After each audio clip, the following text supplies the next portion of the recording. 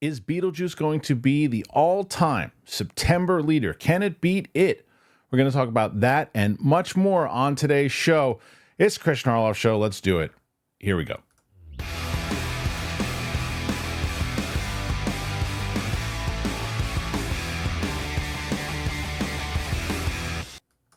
All right, welcome back, everybody. It is Kristian Harloff Show, and we are not live on this Thursday just yet. We will start going live pretty soon. But joining me on the Thursday, as you always know, is Roxy Stryer. Hello, Roxy. And hi, Brett Sheridan. Hey, look at them graphics. You like those graphics, don't you? You like them.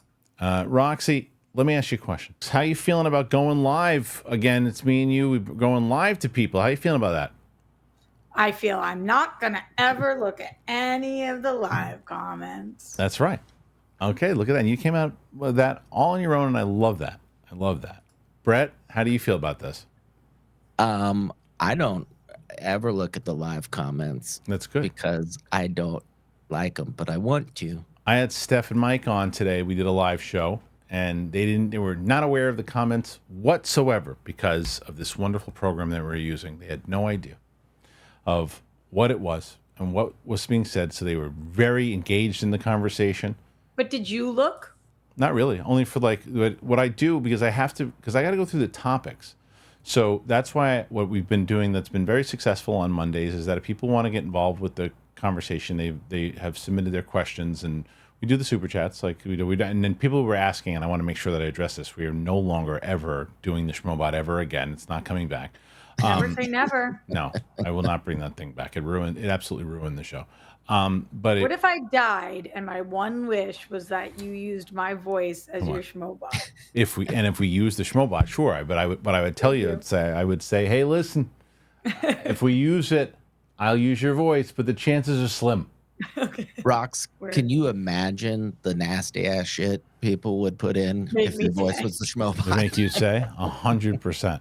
So bad. 100%. Yeah. So anyway, point is that what's been working well with Roke is we give people in the beginning, before the show even goes live, they want to put a super chat in, they can, and at the end of it, we read all of them out. By the time we're done with the last topic, it allows us to do everything. So we'll be doing that. We've been doing that so far. We did that today with Steph and Mike. The only thing, though, Brett, this is the one thing that's going to break some hearts for this particular show. This is the one thing I might have to switch out Brett and Mike from time to time. It means that Mike and Roxy can do some shows together finally. And it might even, but it's going to be a kind of a switcheroo. So Roxy, why? Well, because Mike's schedule is tough on Wednesdays. So what I didn't want to do, because that wouldn't be fair to you, is to ask you again, who you just moved your schedule to get in on Tuesdays instead of, what I could have done was like, hey, Roxy, can you move to Wednesdays? And then Mike and Steph could be on Tuesdays. But I was like, no, you know what? It'll be fun to have Mike and Roxy haven't had interactions, so we're gonna do back and forth. But I thought Mike was always on Wednesdays. He is, Mike but he can't do 2 change. hours. He can't do 2 hours on Wednesday. That's the issue. So his issue is that he'll be able to do some Wednesdays. So he'll be kind of back and forth. So the staples, you'll be a staple on Tuesday. Steph will be a staple on Wednesday. And then Brett and Mike will be bouncing back and forth Or Mike and I can switch around too. I thought you can't switch. What'd you say? I thought you can't switch. I thought that was the whole point. Wait, no, you didn't. You asked what day, and I knew they were Wednesdays. I said Tuesday. I know, but I didn't want to come back again after I found that out and said, hey. If I know in advance, like once a month, I could do a little switcheroo. Because if you wanted to, we could just, this show could just be on Wednesdays and Mike and Steph could be on Tuesdays if you want to do that. Well, I don't know. What do you guys think is better? Like, I like having you on. Dynamics. I like having you on Tuesday. I think that you start with Roka and then Roxy, because you and I have been doing shows for so long. Give people like the second day to do it, and then I think switching it up a bit and having Brett come in on some Tuesdays and him doing some shows with Steph, him doing some shows with you doing some shows with Mike. I think that'll be fun, and you and Mike have a really good dynamic too. So I think that I love being with Mike. I'm not saying this like I don't want to be with him. I just love being with Brett. So yeah, I know. I like the switcheroo a little bit that we can do those but my Tuesdays favorite and of Thursdays. all of you is Steph. Right. But that's we can switch that sometimes too. Have you Steph and Rox? I just don't know what kind of see the dynamic between Steph and Roxy. We know is wonderful. The dynamic between Roxy and Mike, wonderful. The dynamic between Steph and Brett, wonderful. I don't know what Mike and Brett is like. I have no idea. Yeah, that's interesting. What do you guys, Brett? Have you ever had a conversation with Mike? He's very loud. He's a loud fella. I noticed. I've been in the studio a lot with Mike. That's right. I think I could be all right, but I'd probably be quieter than that's my problem. That's my problem. Is I think that with Steph, I think the humor comes out. With Roxy, the humor comes out. I think you just kind of go into a little hole if Mike's around. So yeah. So probably not that one. That would be funny though. Not really, because he's not gonna say anything.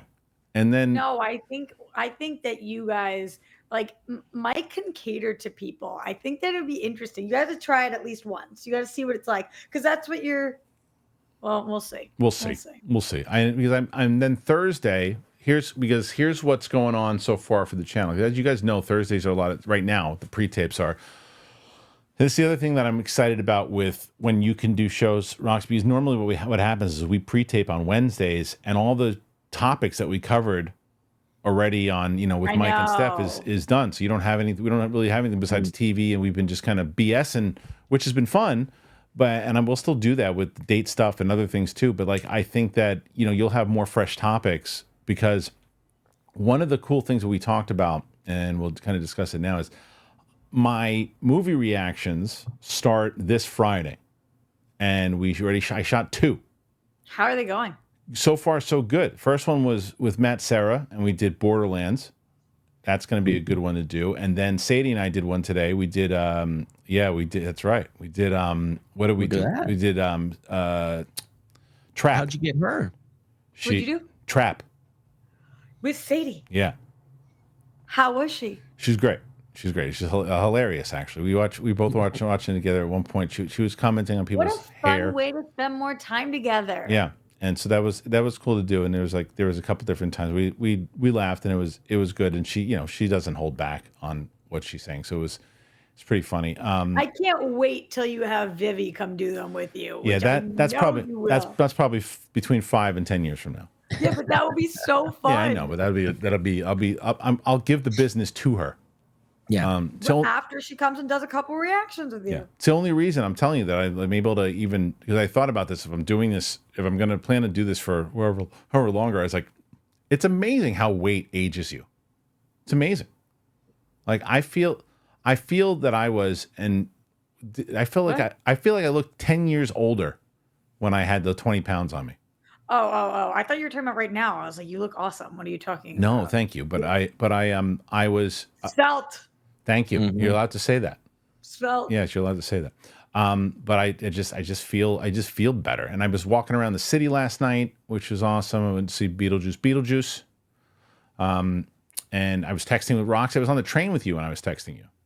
Oh. Yeah, I'm jelly of your Beetlejuice. But I liked our conversation last night, by the way, texting.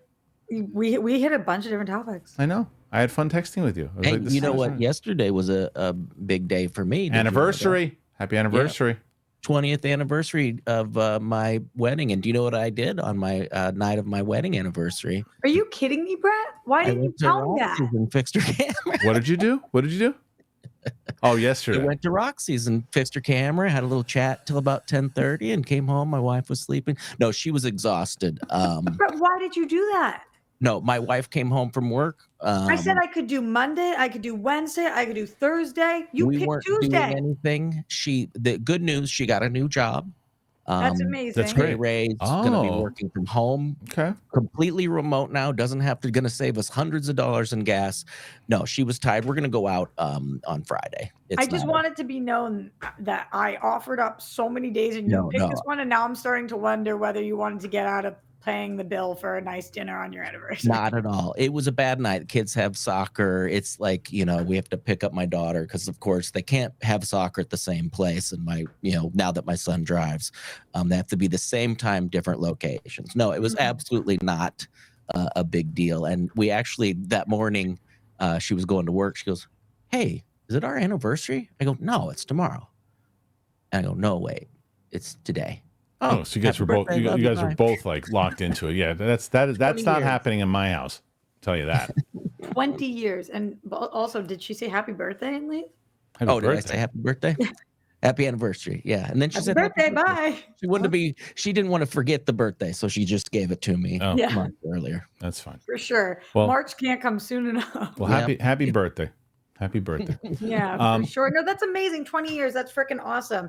I keep telling my grandparents this because they just hit 77 years. But like, if I found my person tomorrow, I wouldn't be married for 77 years, even if we lived out the rest of our lives together. Like, if I found my person tomorrow and we were together for 20 years, I'd feel really good about it. Yeah, I don't know. The medicine's pretty good now. You never know. Yeah, I don't know, man. Okay, so that'd be 110. That's right. 77 years. You'll be able to move your consciousness around. Who knows? Lots to talk about, and we're going to talk about Beetlejuice today. I got an interview with Jillian Michaels. That's going to be, and it was a long one. Nice. We talked for like 40 minutes. We talked about a lot of different Did you things. tell her about your weight loss journey? I didn't. You know what we actually, and you know what's strange? And this is the one thing, and you'll never hear about it probably ever again after this episode. So buckle on in, guys. It's the first time in a long time, and maybe the last time, I actually started talking politics. Were you guys on the same page or different page?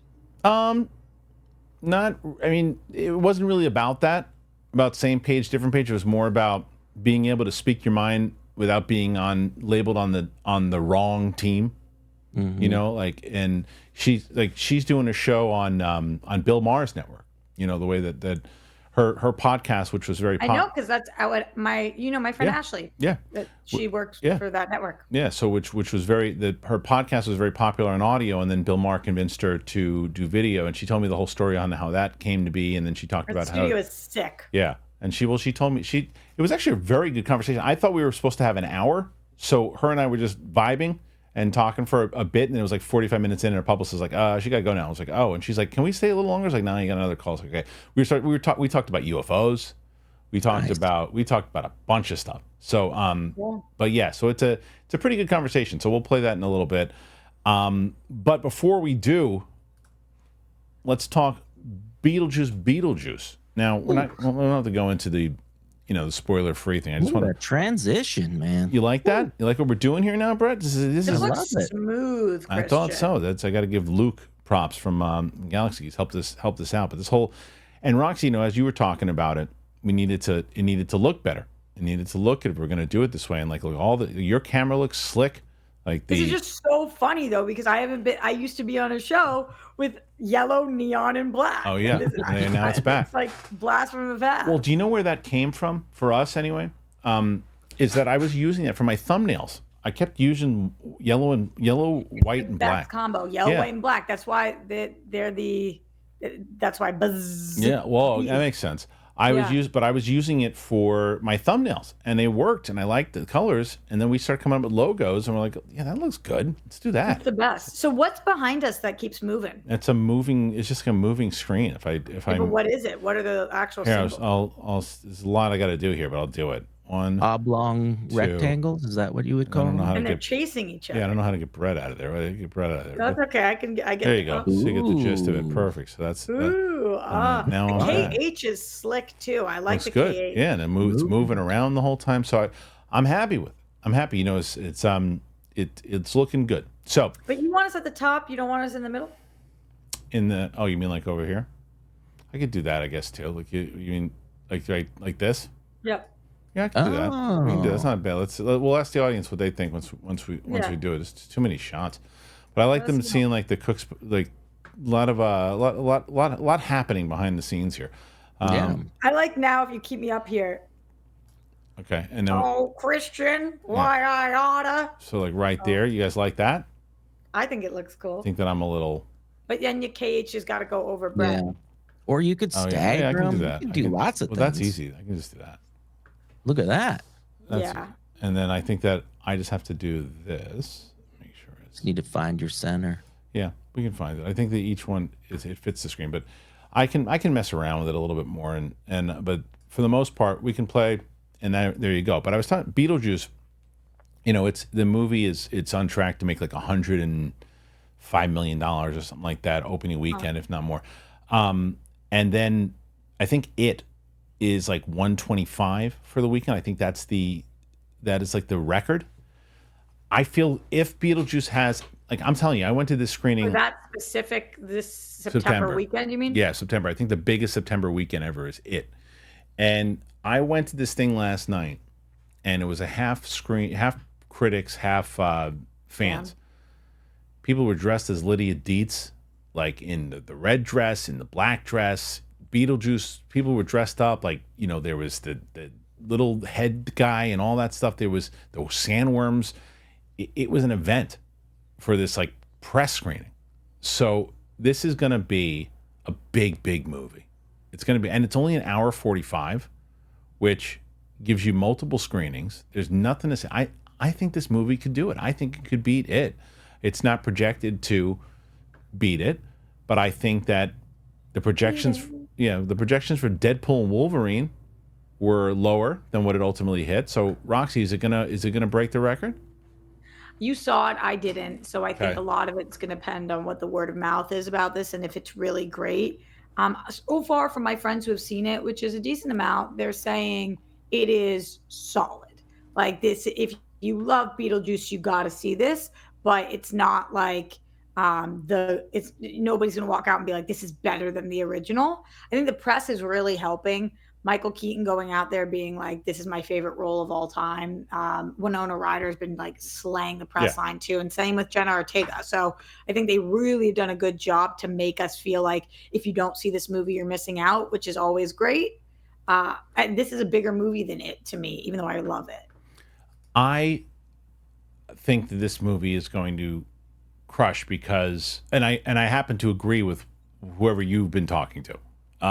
This is my review, my non-spoiler review, and my out of the theater reaction was, this is a good movie. I wanted it to be great, but it's a good movie.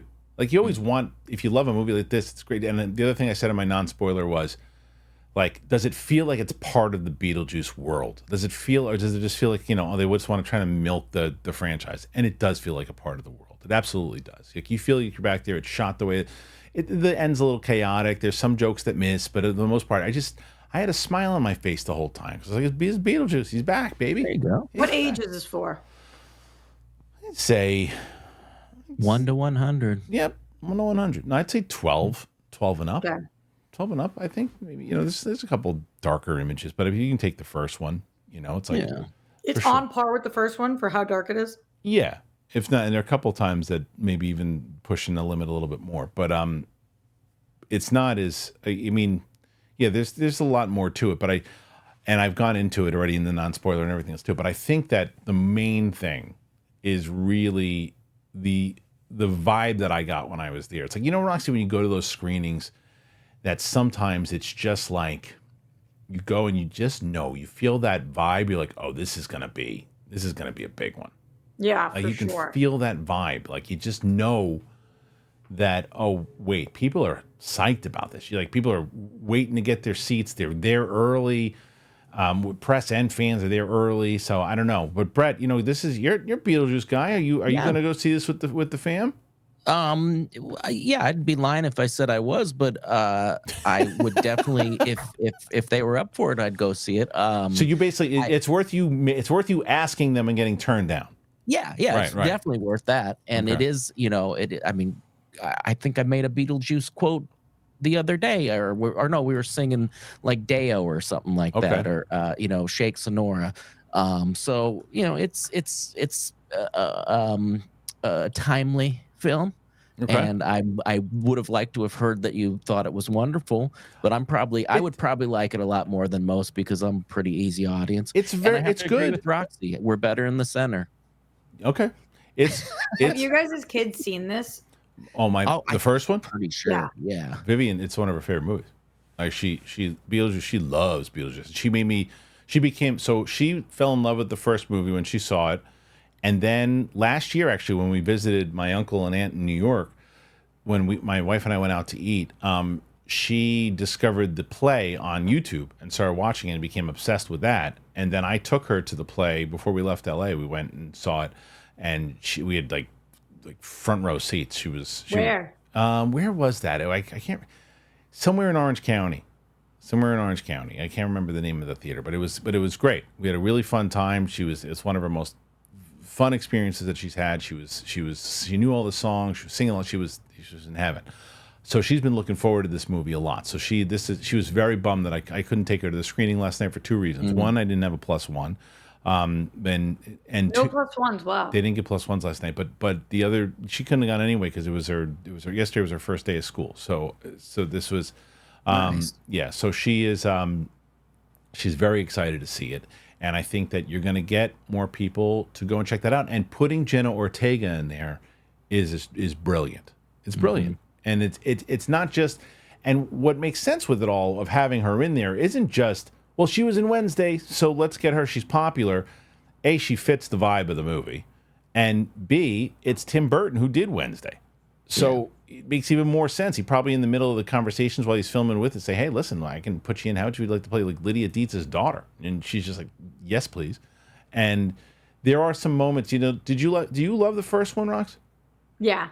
So like those grounded moments that they have, like with the Maitlands it's the relationship with the Maitlands and Lydia that makes the movie really, that gives it its heart.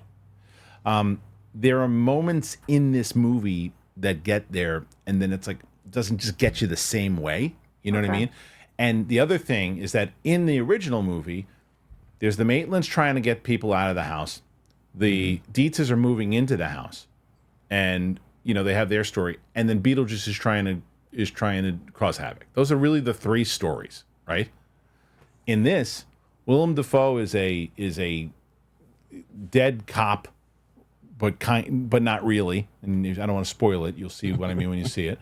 Monica Bellucci is a jilted lover looking for Beetlejuice, and that's her, and that's a big story. Jenna Ortega and Winona Ryder are trying to, patch up their relationship, but Jenna Ortega also has another side story, and Winona Ryder also has another side story. Catherine O'Hara has a side story. Beetlejuice has a side story. So there's a lot of stories in an hour and 45 minutes. So, and it's not like to where it's all messy. It's just a lot. But it's also not a rehashing. No, Probably is no. why they did that. It's not a rehashing, and there's a lot of nostalgic moments in it. Like there's a lot of nostalgic moments, but not in the way that's like, oh, they're getting you with remember berries because they don't know what else to do here. It's like, no, they tied it in nicely to how the story kind of plays out. So I dug it, but it's more so. It's just You're a South Park person. Where'd that come from? South The Park. member berries. That's not a South Park thing. That's just Really? that's not a South Park thing. Remember when? No, but I do like. That's the only place I've ever heard of member berries. I do like. That's just a term. But I do like South Park. But that's not a South Park. I've never heard of that. Member berries? Member berries. Yeah. Remember. Yeah. That's. Okay. I think that came from South Park. I don't think so. They're literal remember berries. Yeah, but who cares? The point is, this movie is going to do very well, and I think so. Let's go. I think, and these are just rough estimates. I'm not even looking at anything. I think it made 125 is what my guess is. Does this movie opening weekend beat it? Brett, what say you? Yes, definitely. You lost 100%. weight too. I didn't. I've shaved my face. Oh, okay. It's an old What trick. else is going on this weekend? What else is going on? I mean, football, I think, starts, right? Any other movies being released? Nothing that's gonna. Football does start. That Yeah. honestly might affect it a little bit. That's Sunday though. Yeah. 125. No, I don't think so. You don't think so? I think it gets close, but I will. I think so I think it too. gets close, but I don't think it'll do it. But I think it'll get close. But I will ask you guys, what do you think? You think it's going to make it? Do you think it's not going to make it? Go ahead, put your thoughts in there. Want to know? All right, let me tell you guys real quick before we get to our next story. I want to tell you about both AG1 and MANDO. Let me tell you about them both right now. Here you go. All right, let me tell you about MANDO. I've talked about MANDO so many different times. For me, I saw there was Dr. Shannon Klingman. It was some commercial, and I stuck around because I had heard people. And look, and I also, you heard me so many times. Hey, MANDO. Said that before, and I was like, oh, look at a brand name MANDO. And then I got some. and I've been with Mando for a little bit, and it smells wonderful. You can put it all over your body. That's right, your whole body. It's dermatologist tested, and it's gentle on all your bits. That's right. It controls odor for over 72 hours, and it's clinically proven. You can choose from the cologne quality scents or unscented. It's got so many different like great smells to it, and so for me, it's like I'm right out of the shower. I have it on, and before I go in the morning, there's so many benefits to it. It's a whole body formula. There's no aluminum. That's the one that you always got to make sure. 72-hour control, as I mentioned, is doctor developed. It doesn't cause you irritation. It smells great. You're really, really gonna love it. So it is my favorite smelling whole body deodorant on the market. When you're a new customer, you get a $5 off, or you get a starter pack, and you use that code. That equates to over 40% off your starter pack. You got to use the code Big Thing at shopmando.com. That's shopmando.com. Critically proven to control odor better than a shower with soap alone. It is so good. I love Mando. Hey, Mando. You guys know AG1. I mean, if you've been listening to this show long enough, you know that I love AG1. And people keep asking me. They notice. John even said when I started, new look, 20 pounds I lost. One of those reasons. AG1 became part of my routine. I read labels, I verify that everything is up to the quality I need, and that is why I've stayed with AG1 for as long as I have. It is a research-backed foundational nutrition supplement, and it delivers daily nutrients, gut health support, and is backed by multiple research studies so you can trust what you're putting into your body. I used to drink so much coffee because after drinking AG1, I have realized that I have all this energy and I need less coffee to power my day. It turns out I'm not alone. Because in a research study, 91% of people noticed they needed less coffee after 60 days of drinking AG1. 97% of people in a research study felt more energy after 30 days of drinking AG1. AG1 contains ingredients that supported sustained energy so you can be the best version of yourself within each day. And it really has worked for me. It's easy, it's satisfying to start your journey with AG1. If you go to AG1 and you can get a free 1-year supply of vitamin D3K2 and 5 free AG1 travel packs with your first purchase, you got to go to drinkag1.com/bigthing. drinkag1.com/bigthing. It's the one product I trust to support my whole body health. It's AG1. All right, thank you to our friends over at AG1 and Mando. Big fans of both of them, and I always tell you guys, you want to get yourself something wonderful, then go ahead, put it in there. Get those codes. It is going to be worth it, I promise. And before we move to the interview with Jillian, this story popped up, and Roxy, I got to get your thoughts on this one. I know you know about all the drama going on with Beau Demayo, right? No. You don't know about all this drama? You always know what's going on. Oh my God! Do you not really know? I got it. This has been going on for months. No, I don't even know who Beau Demayo is. Wow. Times have changed, Roxy. You're usually the ones keeping me up about the drama. Okay, so we're over in Camp Marvel, X-Men. Tell me what's going on. All right, then I have to come back to this because this is like jumping to the season finale. Do you know what's going on, Brett? No, you don't know. Strangely, but that doesn't. I don't know what's going on. Right. His name sounds super familiar. He's an X-Men creator. He was the showrunner on X-Men 97. I'm going to give you the condensed. Oh, I didn't watch the show, so I don't know anything about this. Doesn't matter. I'm going to give you, it was everywhere. I'm so like as much as you're on social media, how you didn't see this stuff, I have no idea. This was everywhere. I couldn't avoid it. I didn't want anything to do with it. Well, did you see that the girl who did Who the F Did I Marry is getting a spin-off show with Natasha Rothwell playing her? I have a good friend. That's where my brain's been. I have a good friend who's working on that. Oh! I'm just kidding. I have no idea what you're talking about. I gotcha. I wanted a set visit so bad. Yeah, that's fine. I'll make a phone call. So Beau Demayo was the showrunner in X-Men 97. So this show, before you know how big of a hit this show was. Obviously. Yes, huge. Yeah. Please don't tell me he got fired. He got fired the day before the show started. The day before the show debuted, he was fired, and they didn't say why. And there was no reason, to just gone. Not just gone. Well, what do you mean? He's a showrunner. How do you get fired for the next season? He wasn't even invited to we didn't invite him to the premiere of the first season. But it's his work. He didn't get fired. He just wasn't asked back. Right? He wasn't. Yeah. Well, he was fired from continuing on. He already did seasons 1 and seasons 2, right? Okay. But he wasn't part of.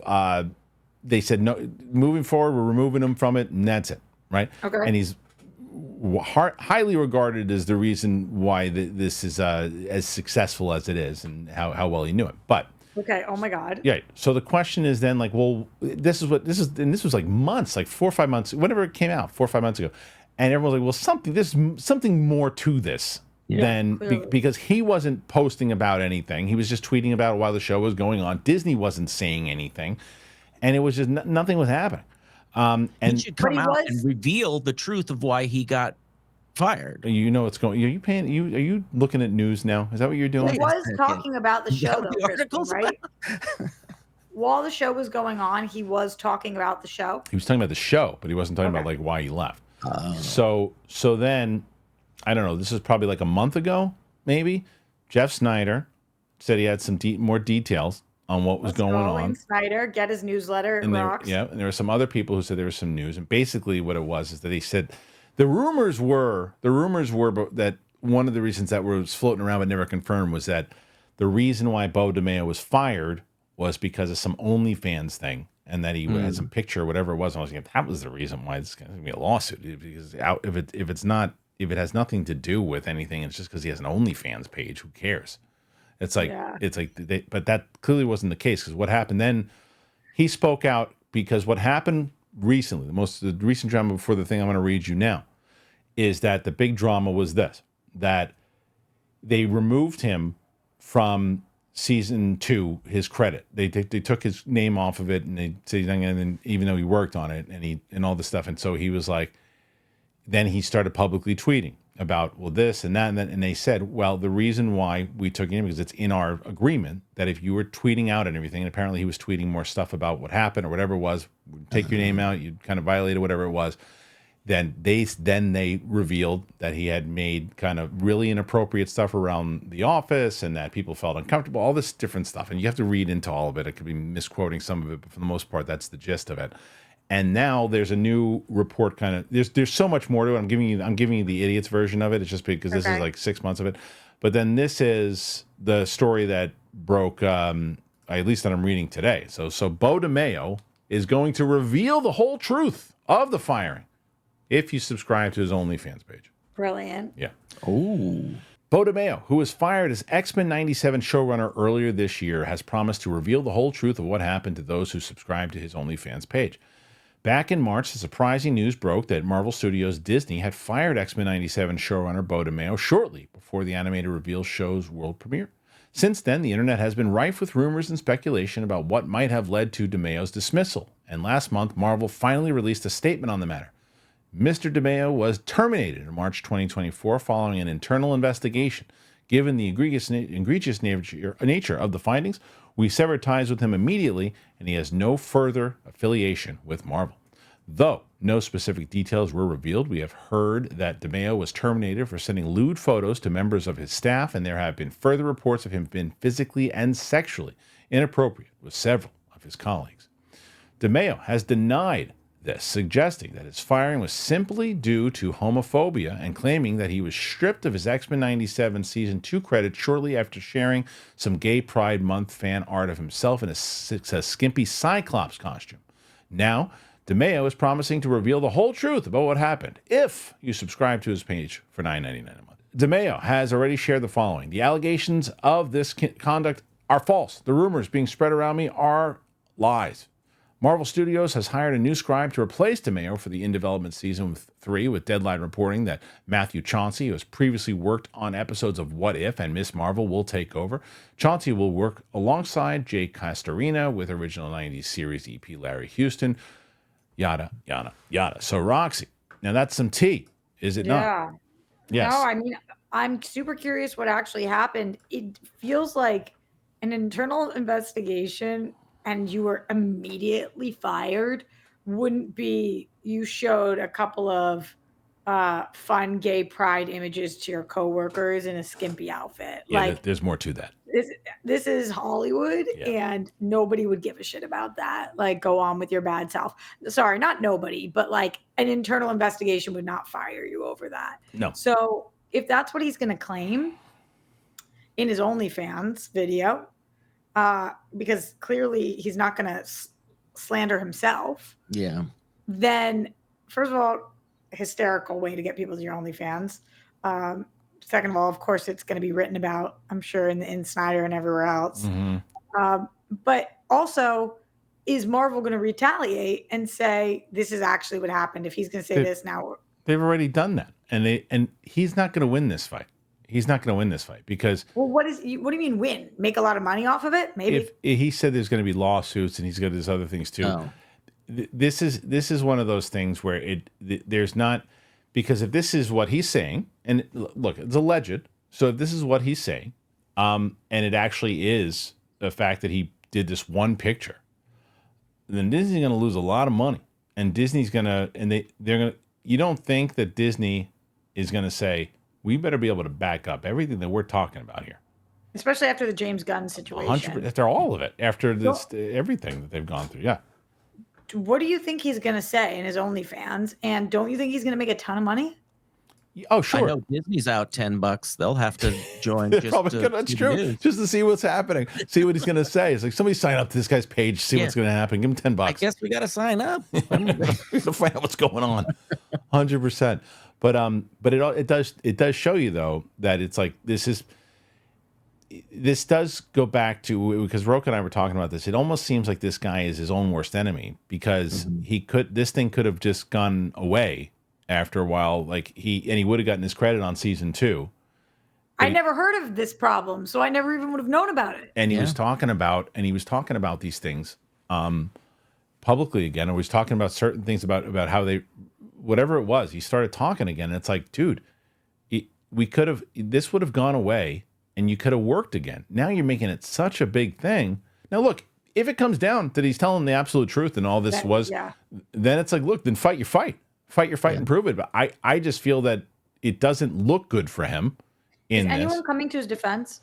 No, that's the other thing. It doesn't seem like there's a lot of, and I shouldn't say no definitively, but not loudly, if I should say that. I shouldn't say definitively because I don't know if that's the truth. Yeah. But I say loudly, I haven't heard it, and it doesn't seem like, if it was really unjust, it'd be like a lot. If it was really unjust, Roxy, I feel like you would have heard about it. Yeah, but I don't know. And if really they fired him because he showed a pride image of himself, then we're gonna find that out and they're gonna get fucked. Right. That's right. And don't you think they know that? Don't you think they're aware of that? Like if it's like, go ahead, Brett. Forgive me, but like, so because he didn't keep his mouth shut about the firing, that's why they released why he was fired, right? Before, well, no, that's why no. He didn't get credit on season 2. Yes, that's why they didn't give him credit on season 2, because he kept talking about certain things and he kept bringing up, and then because he kept. Then they said, well, here's the real reason why we took his credit off, because of this. He could have just kept his mouth shut. They didn't know anything about that, so then they presented the picture. Yeah, he should have, if he would have stopped tweeting and not tweeted at all, like there's many people have gotten themselves in trouble for. If he would have not tweeted, and I think you're right, Roxy, I think it looks better in the middle. So if he would have stopped, you get the movement on the top. You got to move me closer to Brett, so I'm not so close to you, because we've got tiny gap. Been driving me crazy all day. But... Good. Well, now we're just. How's that? Like a little more to you, or to you a little more. Yeah. Oh, right there. It's about that was an ad for ADD. That whole thing. Anyway, so yeah, if he would have just, not said a word, he would have gotten his season 2 credit. He wouldn't have come back to X-Men, obviously, but he probably could have gotten another gig somewhere else too. It's gonna be hard for him now. He's got to do OnlyFans or continue to do OnlyFans, or try to get his money through OnlyFans. So I don't know. Do we know? Not that it is our business unless you subscribe, but do we know what he's doing on OnlyFans? No idea. No clue. But what's that? Well, what are you laughing at? I'm trying to send you something. I'm sorry. I just thought of something. I think this is a great bit once we finish this, or if you want to dive right into it. What is it? You're giggling your ass off. I'm going to send you this thing and you can play it over the. Are you talking to Kristian? Oh no, that's a photo of it. That's not what I wanted to do. Is it video? No, it's just an audio thing, and I want you guys to try to guess what this is. Okay, let's see. No, hold on. Let me do this. Let me do it this way. So I did a screenshot the first time, but I did an accident. So yeah, wait, don't tell anything. I think I can do it. I think. Tell me if you I can. didn't get it. No, he sent it to me. But tell me if you can hear Yeah. this first before I start. Can you hear? Can you hear that, Roxy? Yeah. You can. Okay. All right. Ready? Here it is. No, I couldn't hear Couldn't anything. hear this? Oh, yeah.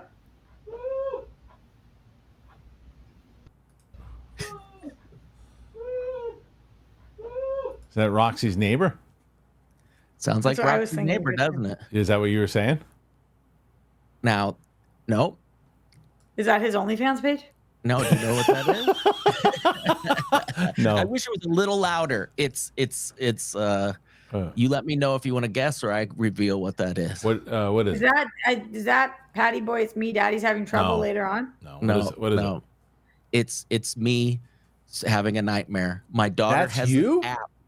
My daughter has an app that records her What? sleeping, and then it records the whole sleep because she sleep talks and she just likes to go back and listen. So it records all of the night and then only clips out what you, and that's through a closed doors and a wall, me screaming in the middle of the night or Play it way again. away. Wait, and is Lonnie next to you when this is happening? Yeah, and she Oh. like hit me, like woke me up, like what's going on? Yeah. What, dude? That sounds like a horror Play it film. again. Let me see if I play it in the mic, maybe it'll be. Yeah, try to play it in the mic. Let me see. Well, maybe it'll be louder here. This was last night? I'll try to turn it up. Hold on.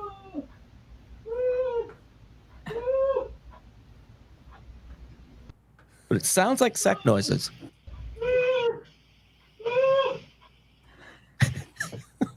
What were we talking about that just made you think of that, Brett? You poor I bastard. just thought I was like, That's what he would sell on his OnlyFans. Is bad dreams. I thought OnlyFans, and to me it sounded kind of sad, and it was my brain was going like, there was something I wanted to share with these guys, and then suddenly it just came. You should play that in tandem with your neighbor Roxy.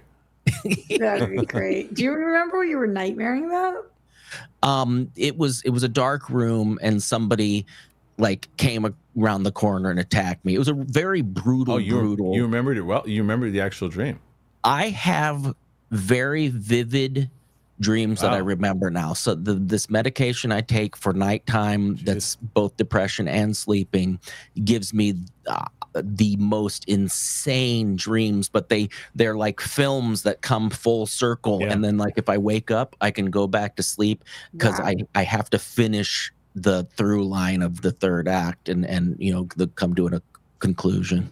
I remember Makuga talking all about this, his night terrors. You guys remember? Of course. Makuga used to talk about this on air. He would scream top of his lungs. That's what that sounds like.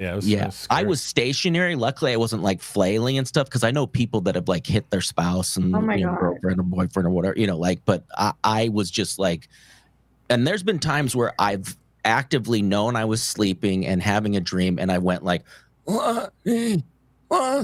like to wake me up because I wanted to end it, but I couldn't get out of it in the dream. So now you wonder why you didn't celebrate your anniversary.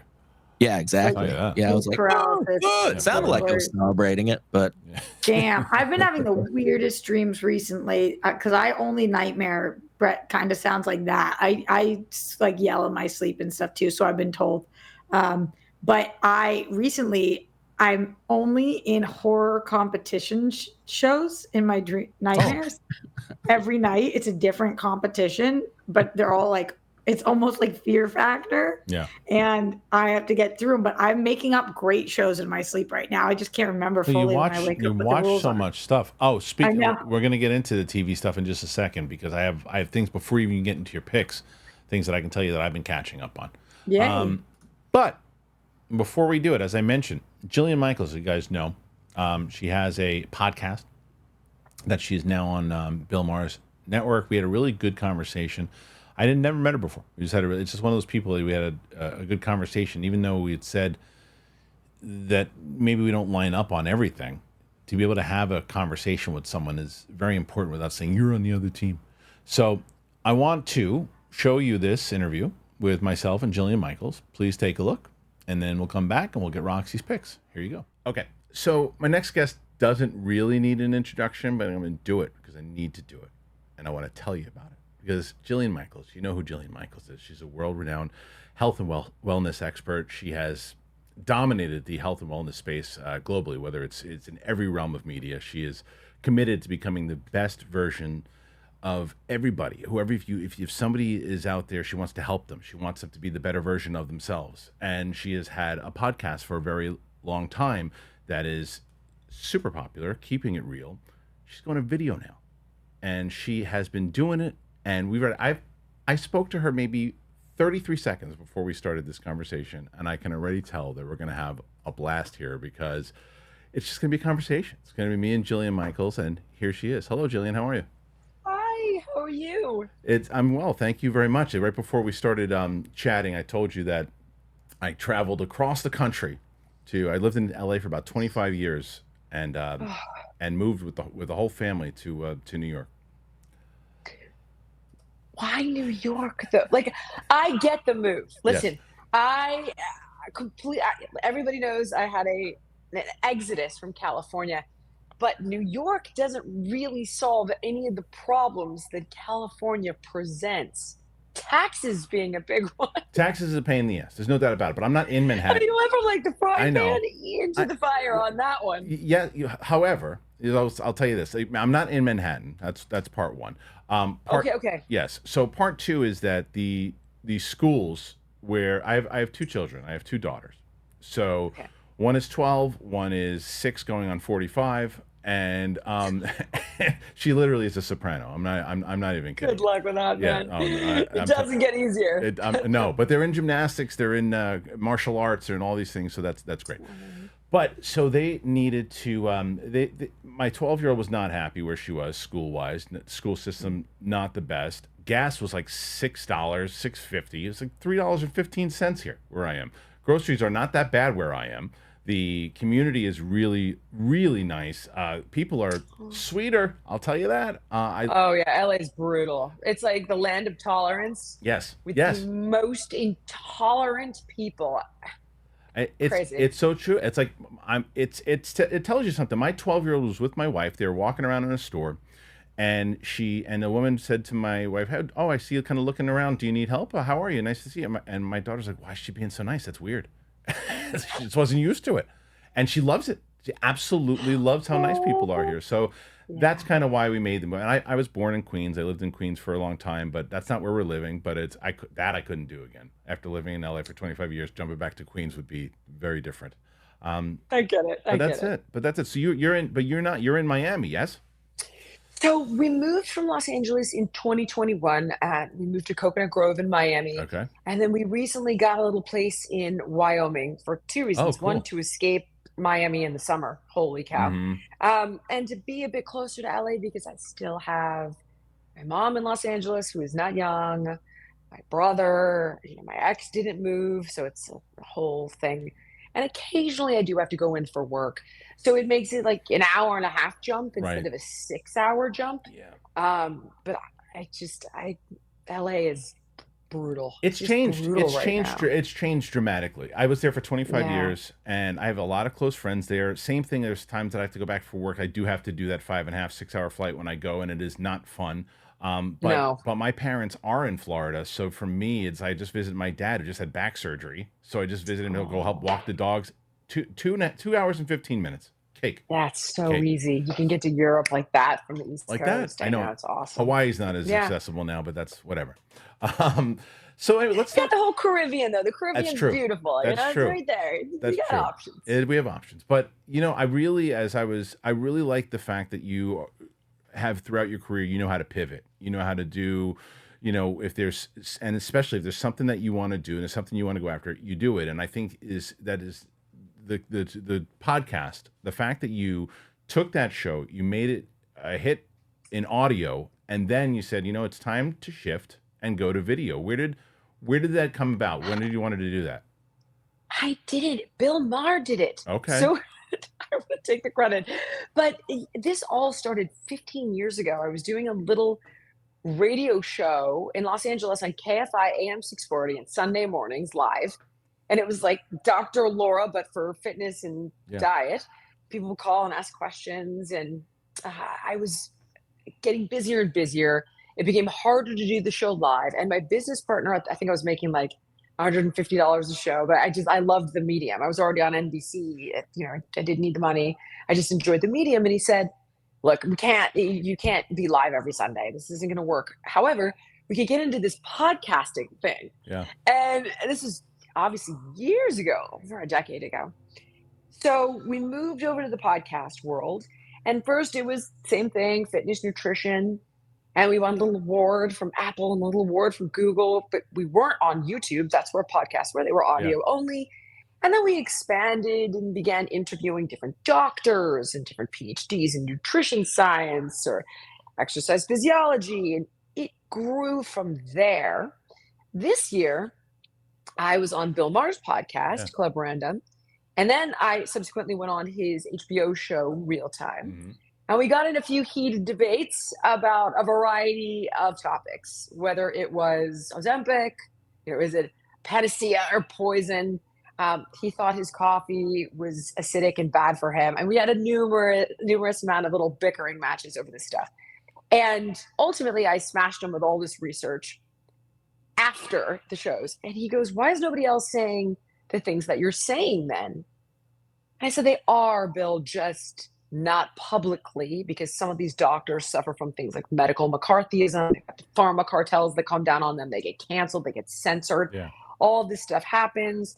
And he digested it, and he has his own form of anti-woke liberalism. But his biggest goal, whether he agrees with you or not, is to protect the integrity of freedom of speech, the ability to have difficult conversations, a fearless search for the truth.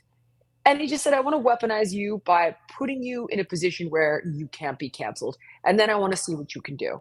We're going to move it to YouTube where all the eyeballs are. And from there, I could do a Substack deal. I could do a Locals deal. I could do a Rumble deal. I could do whatever I want. And he can. He's Bill Maher. So that's really how it all happened. And we've got like 15 shows done, but only 5 are out because we release one every Monday. Well, that's fantastic, though. But it does show you the power of conversation, and the power not only just conversation, the conversation where people can actually be rational even if they don't agree with one another, right? So because that doesn't happen a lot, because especially where we are today as a society, it's like it always seems to me. Yankees versus Red Sox. It's like no matter what it is on both sides, whether it's politics or whether it's freaking Star Wars and DC and Marvel. Like people are like, it's like they take these stances now. Like everything is so right. Everybody wants to fight, and I know. And the idea that you can get into these arguments, especially like Bill Maher is someone who takes his stances and he doesn't seem to me, and him, I don't, but he doesn't seem to me that someone that does back off of his opinion. So it does surprise me a little bit that he's like, well, wait a minute, you showed me this, I took a look at it, I'm actually going to not necessarily change my stance, but I want you to talk about it now. And he gave you a platform, and there's a lot to that. Bill, I think, has become hugely popular, not just because he's funny and not just because he's smart, but because he's willing to do all of those things. And I think I did change his mind on most of those subject matters. Although, when it comes to politics, it's like, who's out of their lane now? He went after me. But where I could solidly stand on expert ground, I could shift his opinions. That said, you're absolutely right. Our ability to engage in difficult conversations where we don't agree with each other is how great things get done. I don't know what happened. If you go back throughout history, you had Kennedy working with Khrushchev to stop the Cuban Missile Crisis. They were not homies. Right. Now we're in a time where you never talk to the enemy. You only talk to the ally. Whether it's on a geopolitical scale and wars are happening because of it, or it's literally with the guy that is a fan of a different sports team. You're absolutely right. It's bizarre. But I think the more we work on it and we continue talking and push people to diversify their newsfeed, I really think that's critical, is if we can get them to diversify their newsfeed and then start doing their own homework on what they're finding in these diversified forms of media. I agree with you, because I think what happens ultimately is that we're hurting knowledge, our own knowledge, right? Because it comes because you'll have these conversations with people, and this is the thing that I hate social media. Like I hate it because I know. well, because social media. Look, I use it to promote my stuff. I use it all the time, but I can't. I see people and friends of mine that have got back and forth and arguments and stuff. And how many people do you see either ruin their careers or ruin things over one thing that they tweeted, no matter how passionate they are, because they can't do the same thing like what you and I are doing right now. We're having a conversation. If you happen to say something that I don't agree with or something that I like, well, wait a minute, hold on, let's talk. I feel like we'll have that conversation of you'll tell me your point, I'll tell you mine, and maybe we'll find somewhere in the middle. Like, okay, maybe I don't agree, but I like the way that you kind of represented yourself, and I get where you're coming from. You can't do that on social media. I can't figure out, by the way, why people vilify a person that has a different opinion. So, for example, if you told me you loved Kamala, I would say, what do you love about her? If you told me you loved Trump, I would say, what do you love about him? And the irony is both of these parties are promising the same thing. I mean, pay attention. Whether they can deliver it or not is a totally separate conversation. But my point is, I'm going to fix the economy. I'm getting us out of these wars. It's all the same shit, right? Everybody wants the same stuff. We want to be healthy. We want to be financially secure. We want people to stop dying. We all want that. We just have different opinions on how to get there. Right. So let's work off of that common ground. I was just having this dialogue about masks. People who wore masks at all costs, triple masked in the car, and that means you're a lefty. Whereas the people who are afraid of the vaccine and concerned that there might be a vax injury associated, and that means you're alt-right. But the reality is you've got two people who are just worried about their health. Right. And they just have different ideas about what could compromise it. So how do we get some empathy there for that fear and concern, and then begin to look at the science behind each concern? And if we don't end up agreeing on all of it, oh well, it doesn't mean that person is a bad person. Right. Yeah, I mean that's exactly, especially in the political side, that's where it is today, right? It really is, because it's like you can't, if you happen to have certain ideas that as you say, like maybe there's some stuff that you lean left on and you say, well, I actually agree with that. You're like, oh, you're on their team. Or if you go on the other side and you go, well, wait a minute, there's some things financially that Republicans are saying that I'm on board with. Well, what are you saying? You're on their team. It's like, I'm not anyone's team. I'm just saying that there was a time in the world where you could agree with someone who has opposite political sides, that maybe for that one particular issue, you do agree. And we have lost that. I totally agree with you. My ex is still she's a great co-parent, and we go back and forth sometimes on different subject matters, because my daughter decided to antagonize her and said, "Viva le Trump." So right. My ex was pissed. And she's like, I shouldn't even understand where she gets this from. Anyway, we were going back and forth, and I said, listen, I think she's more exposed to some things than you think. And I said, are you aware of this 25% capital gains tax on unrealized gains that Kamala is presenting? Because I think you should know about that. Your income's capital gains. And she's like, no, I did not know about that. Did you know about this? And I was like, I did not know about that. And it's like, where is the ability to say, hey, this is, well, let me ask we gotta keep doing this, but we're doing of this. course. This well, is how we get there. But let me ask you though too, and I'm sure the answer is yes, or maybe it isn't. But if she then had brought to you and then said, okay, well, wait a minute, but there's also things that your guy is saying that is actually not true at all because of this, and this. You're listening. I know it all. And I literally sit there and I'm like, okay. Right. You got January 6th. Yikes.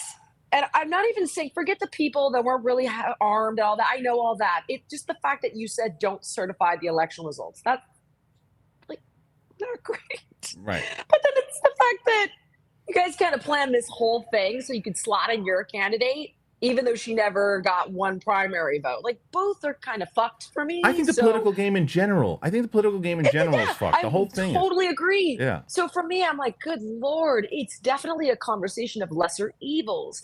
And then I appreciate, like, people are 1 to 3 issue voters. What are the issues that are most important to me? What are the issues that are most important to you? And when you stop to listen, like, a young woman's issue is going to be, or issues are very different than a middle-aged guy's issues. And you don't hate those people. We vote based on what we're dealing with in our own lives every day. Yeah. And I absolutely see the flaws because I don't care. It's not personal. Well, yeah. I don't care. You're right. It's like, I want to know and let me figure out what I can live with.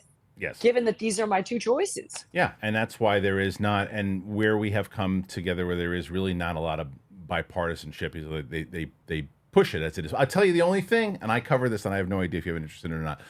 UFOs, UAPs. Like Oh, yes, I'm totally. Tell me everything. Did you just watch that new Rogan with Luis Elizondo? I host a show called Down to Earth with Kristian Harloff, and it's a daily UAP news thing. I've been following Lou's book, everything that's going on with Lou, David Grush, the whole thing. I've been following because the way I fell into it, Jillian, was that I was never into this. And I hosted a show back on Collider, and the New York Times article came out, which Lou talked about on Rogan. Was this 2019? 17. It was the one 2017. Okay, got it. So, I remember, and that was Lou was behind that, right? He was him and Chris Mellon. Yes. He was. Yes. So okay, sorry, go ahead. Leslie Kane. Oh, I'm so excited. Yeah, Leslie Kane Yes, was the that's one her. who Leslie did. Kane. So I'm interrupting. No, you're not. Look, we're just talking. So I was watching this thing on. Well, rewind. 2017. I was hosting a show on Collider Live, and that New York Times article came out. And we started talking about it, and I was like, I'm a science fiction guy. I like all that kind of stuff. And I'm like, wait a minute, there's these pilots that are actually talking about this? Interesting. And then it just kind of disappeared. And not that it wasn't like there weren't conversations happening that I wasn't aware of, but in the popular, the zeitgeist and all that stuff, it wasn't there for me. So rewind to last year, and I'm watching something on Disney Plus, and it was National Geographic or something, and there was this documentary that pops up that says UFOs investigating the unknown. And it was a 5-part series. And I'm like, oh, what is this? Ancient aliens? I'm like, what are we doing here? So I'm like, I think I was stoned. So I was like, I'll watch it. So I go and I turn it on, and it's not that at all. It's exactly what you're talking about. It's more of the inside of the Leslie Kane, Lou Elizondo, James Fox, going into all this stuff. And I'm like, wait, these are like actual pilots and military and everybody talking about this stuff. And I started talking about it on my show. And then it became like randomly. So David Grush does this interview with News Nation, and it's this guy who ran this, who was part of the program, who was interviewing people like Lou Elizondo and Carl Nell and rear admirals and all this stuff. And then they do a hearing, and where this all comes back to our point that we're talking about. So in this hearing, you have Matt Gaetz sitting next to AOC, sitting next to Tim Burchett, sitting next to Garcia, and they were all on the same page. They were all bipartisan, talking, because if this whole thing is legit of what Lou Elizondo was talking about, it's more important than any of the shit that we were just talking about 10 minutes ago. Isn't that wild? Right? Have you spoke to Michael Schellenberger at all about this? No, but I'm very aware.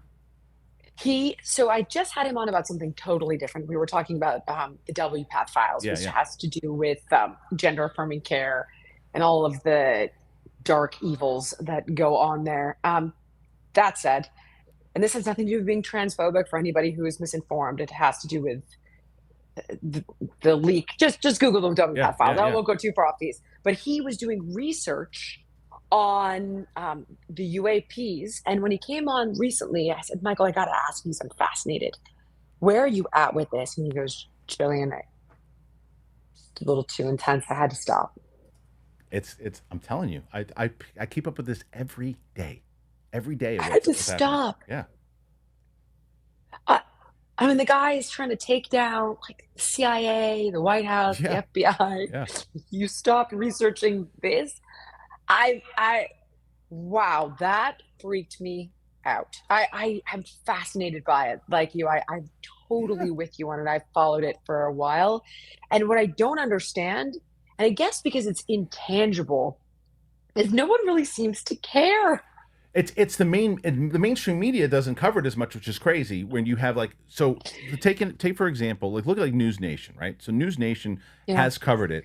When they clip out something about Hunter Biden, Trump trials, their clip outs do okay at best. They do UAP stuff, 700,000, 800,000, 1.2 million. It's like not even, it's because they're the one news outlet that actually kind of covers it. NBC finally covered Lou Elizondo, Fox covered it, ABC covered it, and these people are finally covering Lou, because how do you not? A guy who ran the program is saying, oh, not only are these things real, but they're non-human. This isn't somebody behind a barn saying it. This is a guy who worked for the government.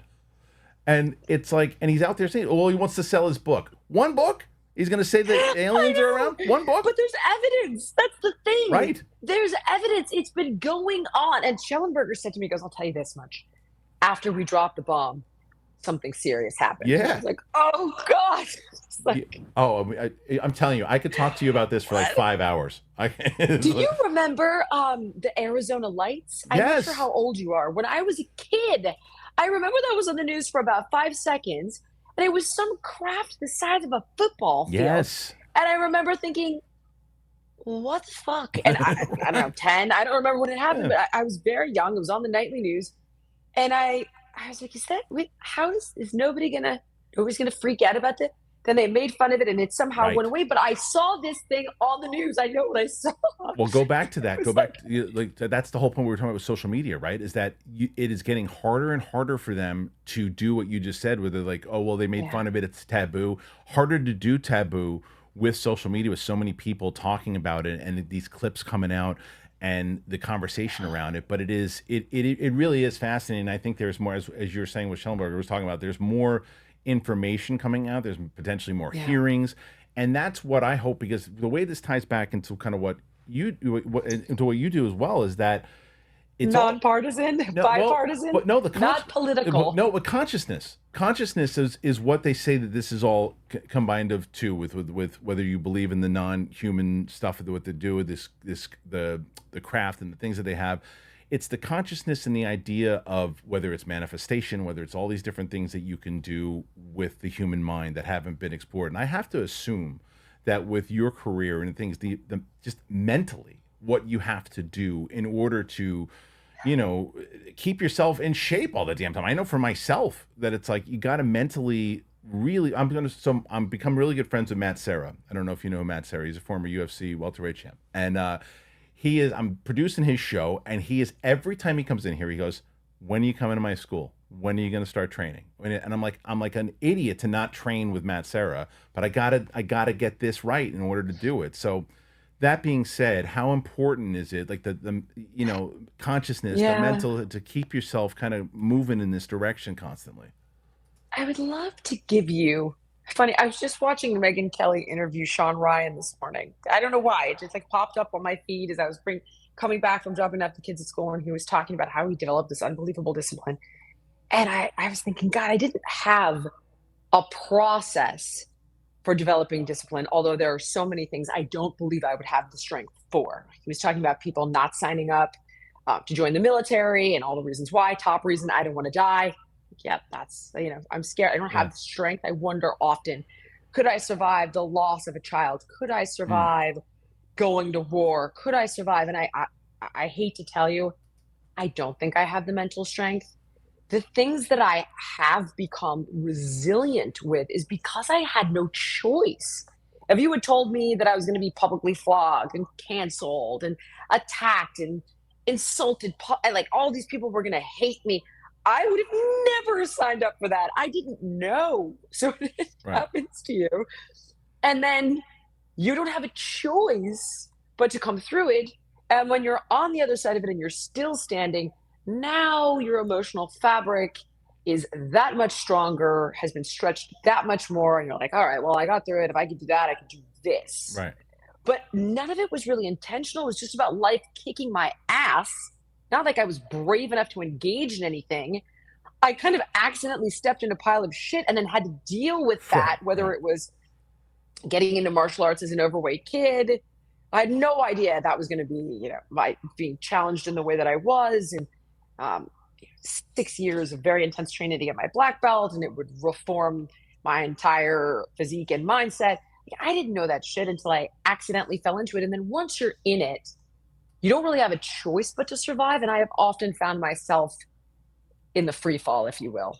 Yeah, I mean, that makes sense. And to go back on what you just said, like, and I guess combining it to working with Bill, like, is there, so you got, as you said, you have gotten yourself, obviously, whether it was people coming after you and kind of bouncing back from that. And is that, and I know that I'm sure at times, especially when you're in that storm, that it's hard to find work and it's hard for people who want to take meetings with you. Like, Yeah. how long does it take before are there any hesitations? It doesn't seem like it with Bill, but he's more so. It seems like he approached you, so he's more like let's do this. And if there is, because you're not someone that holds back, you're going to speak your mind. Is there ever a conversation where he says, well, it doesn't seem like this is something he's going to say, but if there's ever a conversation like, look, there are certain things we stay away from, or just gloves off, do what you got to do. He gives zero fucks. Yeah. He really does. And his team, so there's Chris Case and Chuck Labella who run Club Random Studios. And I just did a podcast with a world-renowned gastroenterologist named Dr. Sabine Hazen. And she was one of the doctors whose research was silenced during COVID. And I've been talking to Dr. Hazen for years because I do a health podcast, and she wrote a book about the microbiome, and she's one of the best. So we've gone back and forth for years. And the long and the short of it is, she put forward a hypothesis about ivermectin mitigating the severity of COVID. And then she looked at the vaccine and its impact on microbiome, blah, blah, blah. And she went through hell and she was silenced. And ironically, Mark Zuckerberg just came out and said, yeah, we silenced all these doctors and all these people talking about COVID. I had no choice. The week that episode dropped.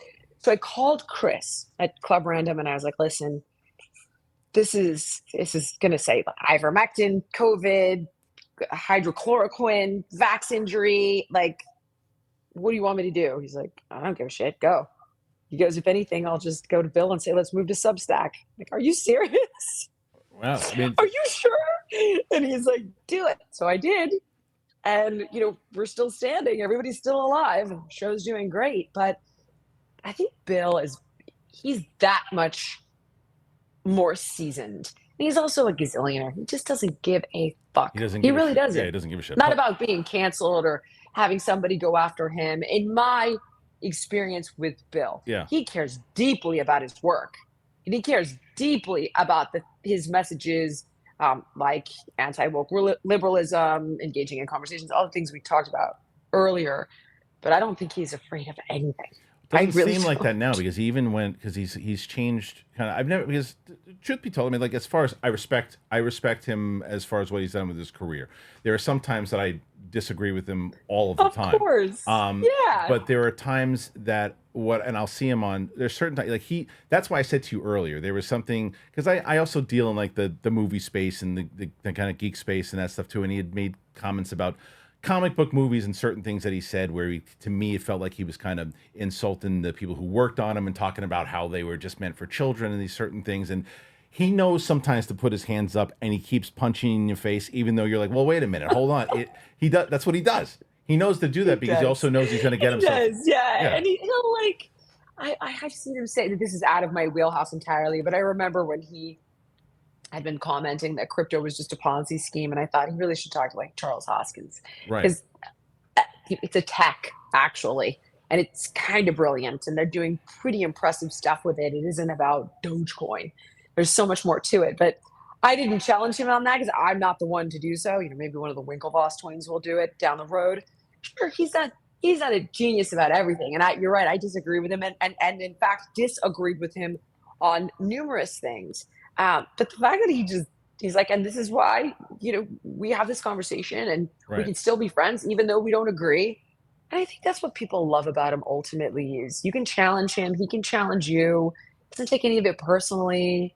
And he's anti-cancel culture at a time where being anti-cancel culture gets you canceled. And he's been doing it since the beginning, fearlessly. Well, him and Rogan, I think. Well, I think that says something a lot about Club Random, though, too, is that they want to take points of views and different points of views and different political points of views, different takes in general. That, to me, is smart business, because I think that, look, there are times that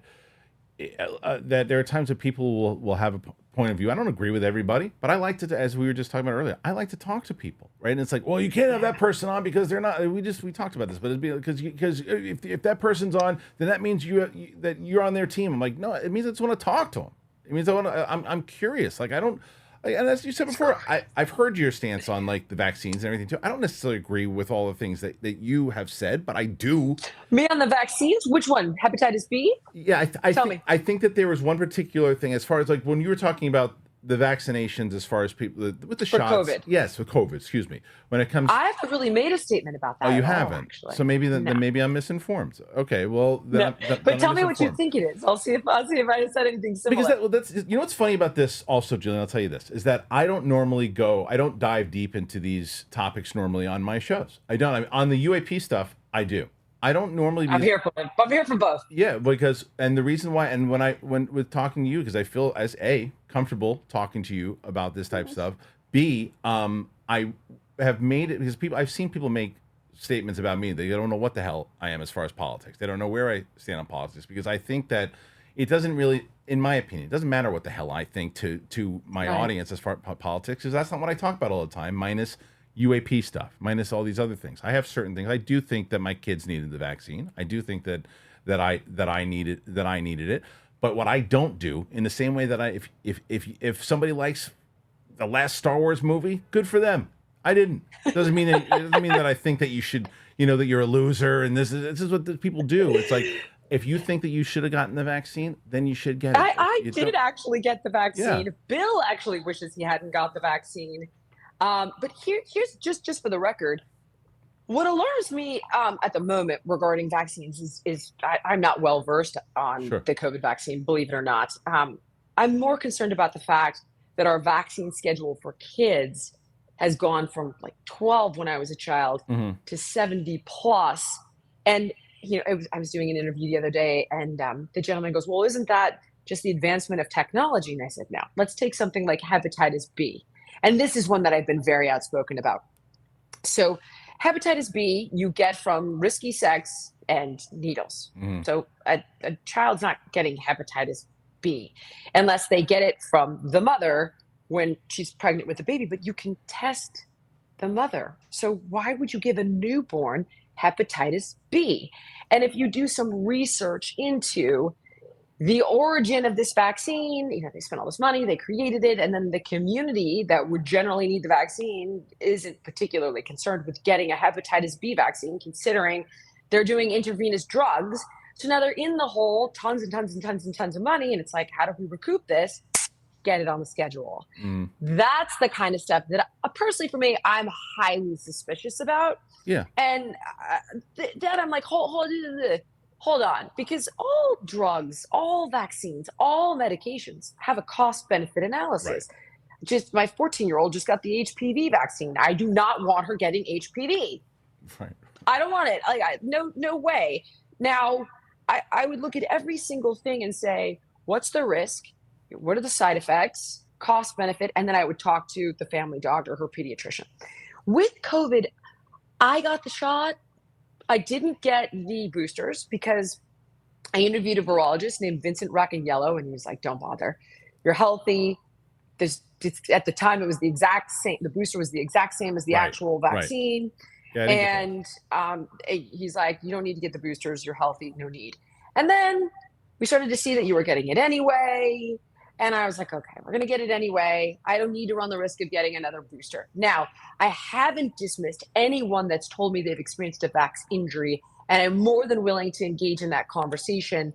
And I did just talk to Dr. Sabine Hazen about it. And what was super interesting, and this is really the only conversation I've had publicly about it, except Bill saying he didn't want to take it and Sage Steele saying she didn't want to take it and me listening to it, is she said,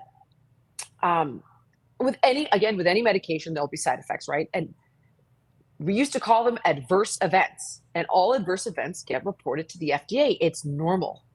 But this has been stigmatized of like, oh, vax injury, you tin hat weirdo. She said it's totally normal for there to be side effects and health issues.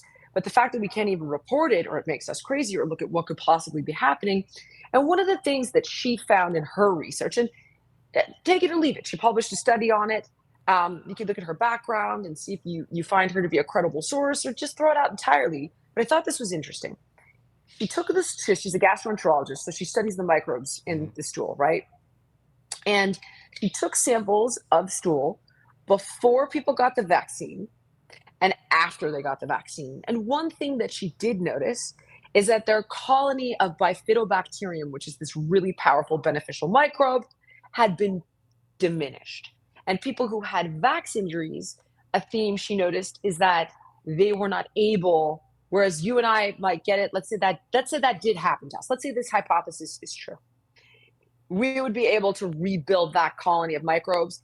In some people, they were unable to. And she thinks that could play a role in some of the autoimmune issues that may have occurred as a result of the vaccine. Now, I don't know. I have no idea. I'm not a doctor. I don't understand the tech. I did get the vax. I understand why people didn't, and I don't judge them. And that's officially my position, and you're allowed to disagree with it. But well, actually, no. Well, that I actually know when it comes to getting it. Yeah, I mean, like I said, I did, and as far as I think we're more on the same page than I initially said. So I apologize because I thought that when it came. No, don't apologize. I'm so glad you brought it up. Yeah, well, when I came to do the last, like the last booster, I didn't do because I felt the same thing. I said I did it. And that was it. And I think I got to the point where I finally was like, when things were starting to finally, it looked like life was getting back to normal-ish, and I'm just like, I remember doing stand-up comedy and like being back up on stage and I'm like, I don't want to wear a mask to be in the club when I'm waiting around. And like people were stopped wearing them. And I was like, it felt like it was coming back to being normal, but it's weird because you don't know how to do it. And I think it's so stupid that when someone is wearing a mask and they judge people still today, if someone judges them for doing it, let them do it. Who cares? Do I think because they think it's a political statement? Right. That's why. But it's not. Everything is. I agree with you. I don't know. Like I had just done another show with a woman who didn't want the vaccine and was telling me all the reasons she thought it was bad, and she's like, I'm gonna red pill you, and I go, I don't understand why this is a red pill conversation. Why is it not just, I'm concerned about this tech because I worry about my health and I have Lyme disease? Why is this blue or red? I cannot figure it out. Well, because we said it. We did. I think the two of us figured it out in the beginning of the conversation. It's 2 teams. It's 2 teams. It's 2 teams. I am not on anyone's team. I'm on my family's team. I'm on my family's team. That's the only team that I'm on. And for me, it's always a matter of, what do I think is working best? What do I do? And jumping back into the political side of it, I don't think that it's always been like this. I don't think that most of these politicians, they don't give a shit about me and you. They don't care about us. No, not at all. You're so right. They don't give a shit about us. But like to say there's no good politicians is not fair. Of course there are. There are people who are trying, but there's only so much you can do because I was looking at, there was some clip that they showed back when it was Romney versus Obama, and I watched that debate. Yep, I know what you're saying. Go ahead. Walk up on stage, they shake hands, and then they debate. And now today, it's a matter like 2 different countries. Bloodbath. It's like I hate you. This, you're this, you're this. This is you're the worst. Your face stinks. Like it's like everything. And it's like racist, communist, everything. It's like it's like who can tell? It's like, do you remember? I'm sure you do. Howard Dean was all he did was this. Woo! It was it. He was done. Woo! Done. He was done. And like now you can do anything you want. And it's like who can do it to the more extreme is the person that's going to win. And I just can't.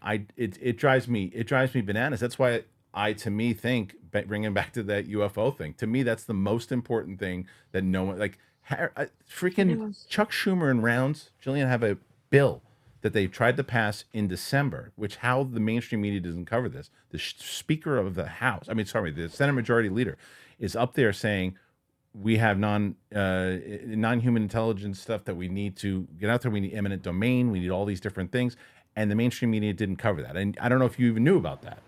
The fact but you should have. That should have been a topic that everybody knew. They're going to try to pass it again in front of the House in December, and that it's a major bill that would start the disclosure process. But for some reason, the mainstream media, this is where I get into I think that there's more to meet the eye when it comes to the media, that they're not the private companies, the Lockheed Martins, all that type of stuff. I am with you entirely, though. I completely, I just was fighting with my poor mom last night.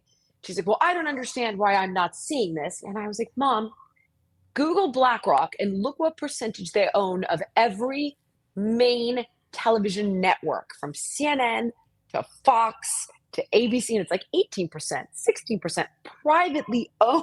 Yeah.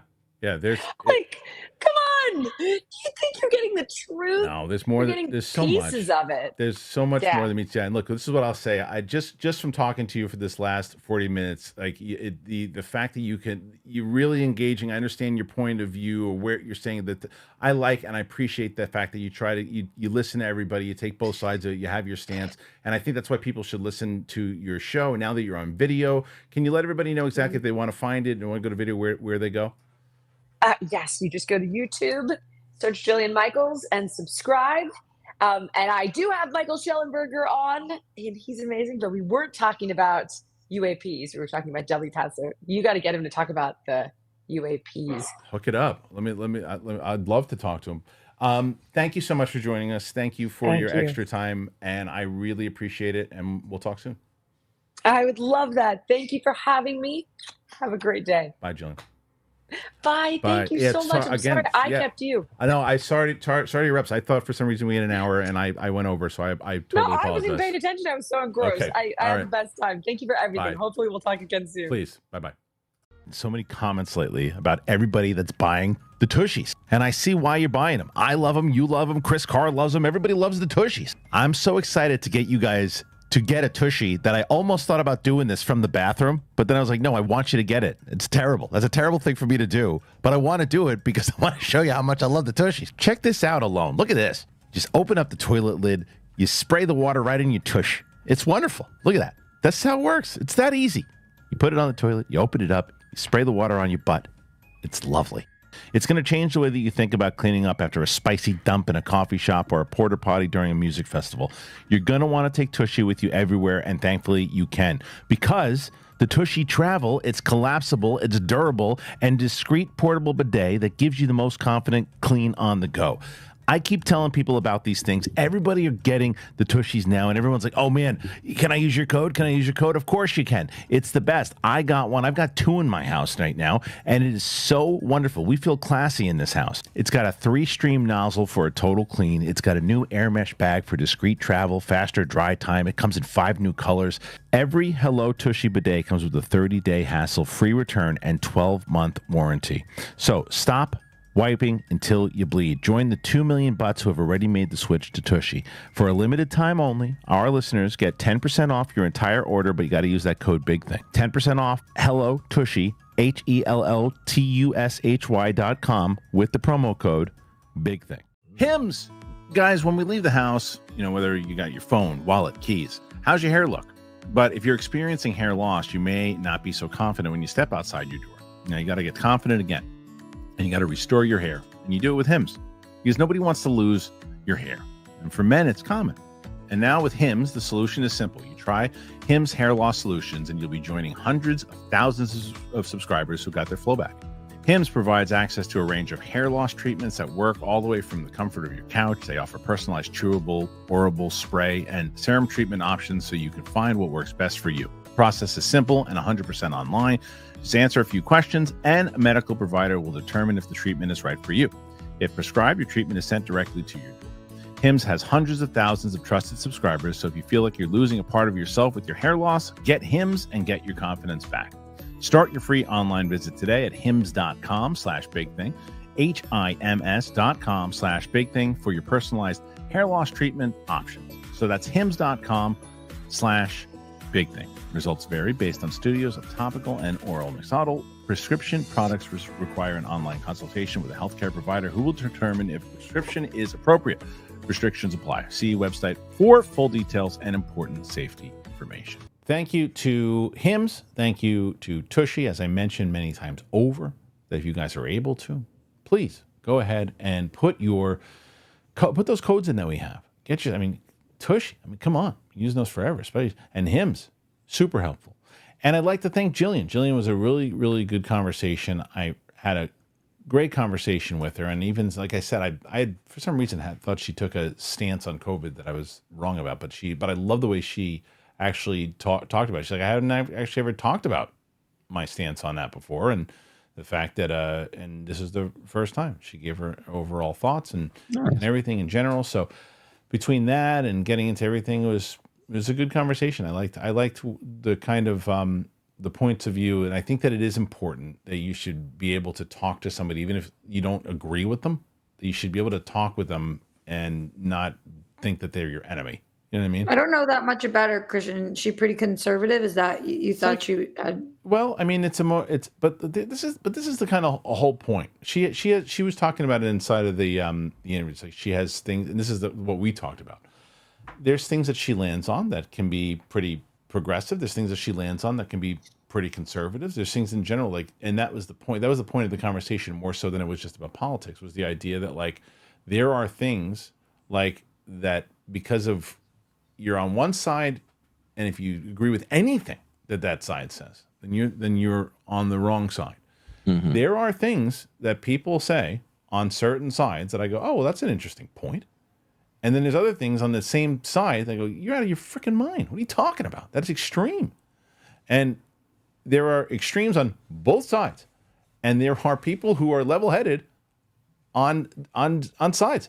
There are. Like, there are people that you go, wait a minute. It depends on who. What sides are you talking about right now? Like Democrat, Republican, or Anything. Topics, anything.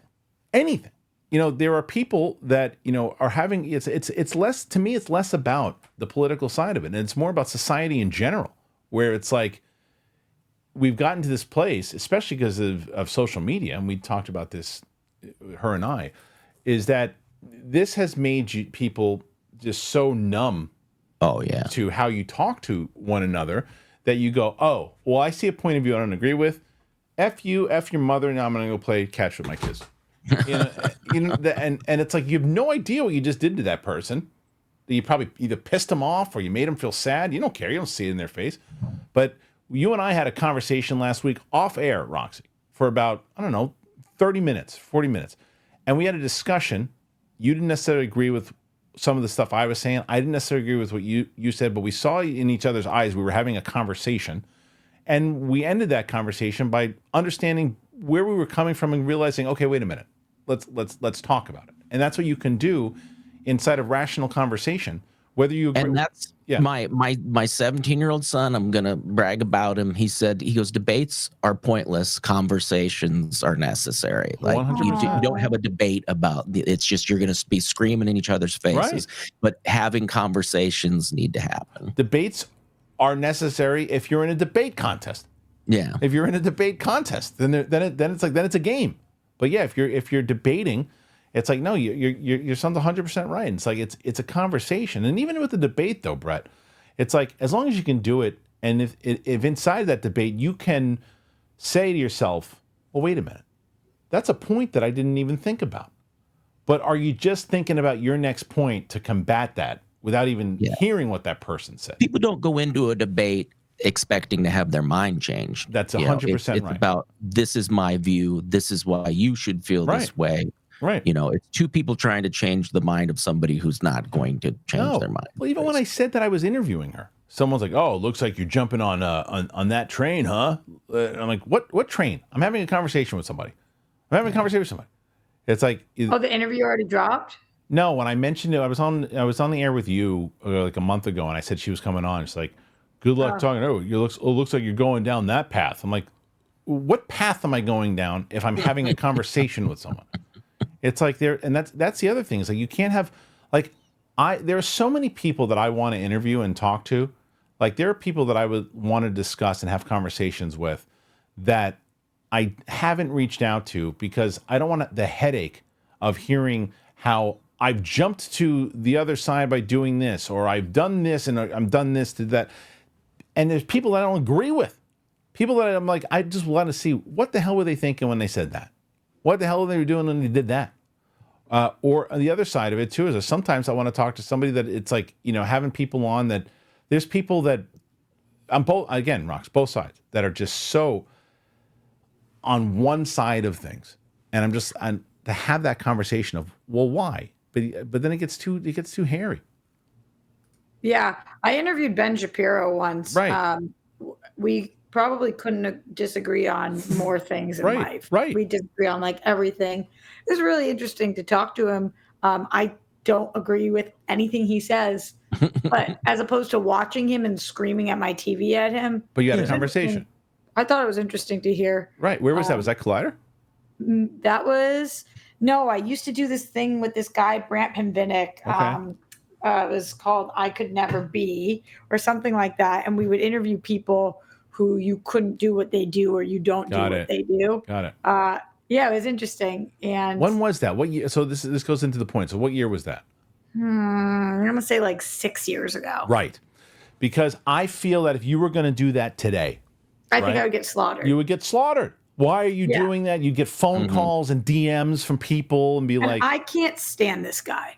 I can't stand this guy. Right. That wasn't the point. it's not the point. The point is the Yeah. conversation. It's like, there are people that we've been on the same, like, that we know, that we've been on the same show with, and that you get texts from people who go, why are you doing a show with that person? Why are you doing a show with that person? What do you care?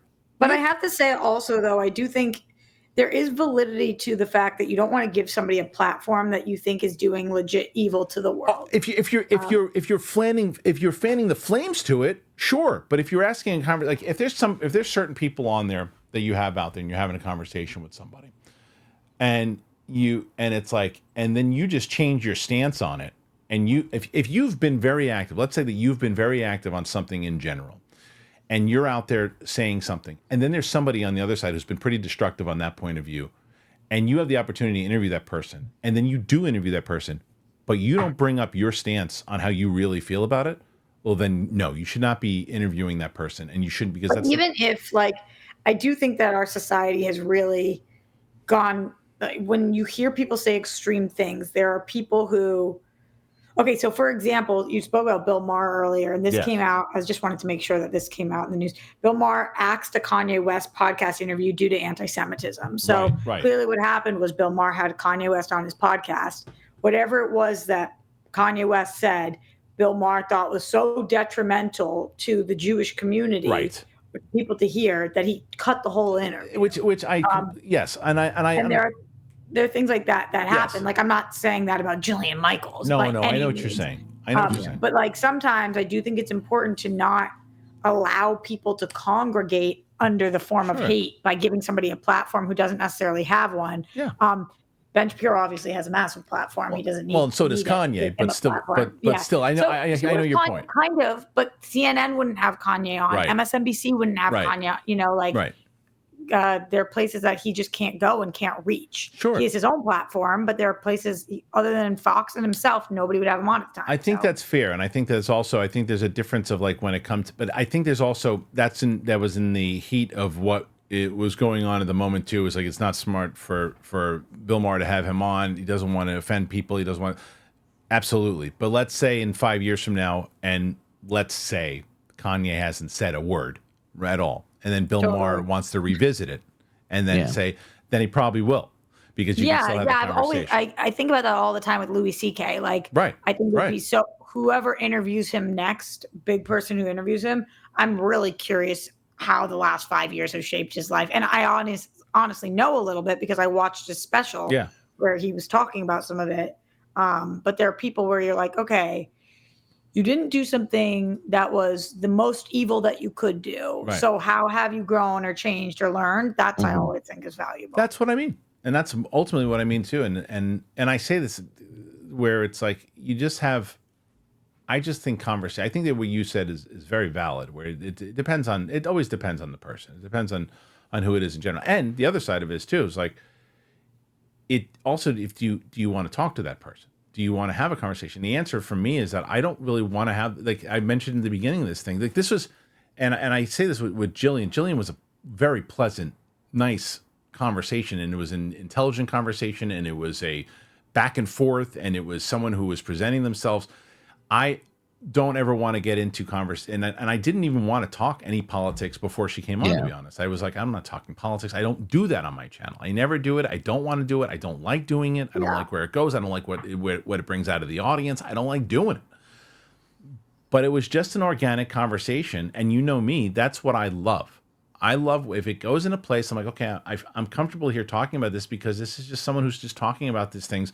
Like the conversation is always, is this a conversation that I would have if I was sitting with this person having a cup of coffee? And the answer was yes.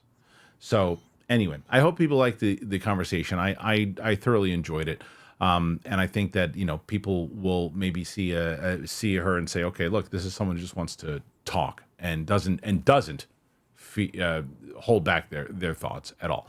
But let's I've got to jump. There's people waiting for me. Can Oh. you do a 2 of you guys or Sure, get the hell out of here. Thanks a lot. All right, Roxy. So it is time for TV time.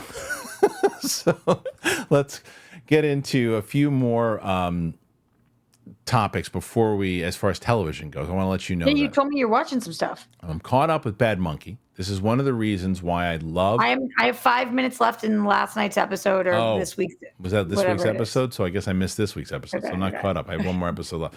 But I was almost all caught up. But I love that it's week to week. I'll be able to catch up. This is what I love what Apple's doing. Yeah. It's awesome. Yeah, it's really it took good. me a couple of episodes to get into the swing of things, but I'm so glad you're watching it because I keep saying this show to people and they've never heard of it. And I don't know why this just doesn't have the buzz that it should right now. Yeah. I think that Vince Vaughn carries the show. Oh, He's yeah. so good and Yeah. so funny, but it screams Bill Lawrence. Like it's got his energy. I'm interested. I haven't looked at this. Remember how Kristen Miller told us that she was doing the music for a lot of Bill's so shows? she's doing it for this one too? Probably. I love the music on this. I keep Shazamming stuff, so I'm curious. I would assume so. I think that's probably her deal with him too. So like, let me do the music. And he's like, sure, you know. Yeah, I want to look at that, but bet I you. love it. I love it. It's Yeah. it's got a good balance. It's not like ha ha ha, ha funny, but No, it's when Vince Vaughn is on. Like sometimes Vince Vaughn is like, oh, he's just doing his Vince Vaughn stick and he doesn't have anything else to do. But when Vince Vaughn can do his Vince Vaughn shtick with a good story, then you're cooking with gas. And I think he's doing really, really good on this show for sure. I like this show a lot. I'm curious where it goes. The other one is I finished Cobra Kai. I told you that season 6, the first few. so long. Well, I finished it like 2 weeks ago. I watched it with my. It was because of my daughter who actually got me to watch it. So I finished that. What was the other one? I'm about 6 or 7 episodes into Shogun. So there you go. I've been watching I can't believe that you haven't finished that. I'm almost done with that. Well, I just watched 2 movies. I just watched Borderlands and I just watched freaking. Yeah, that's like 4 hours of your Trap. life. I know. It's a lot. So, and then I haven't watched The Boys yet. Oh, I finished The Bear. You haven't watched The Boys? Nah.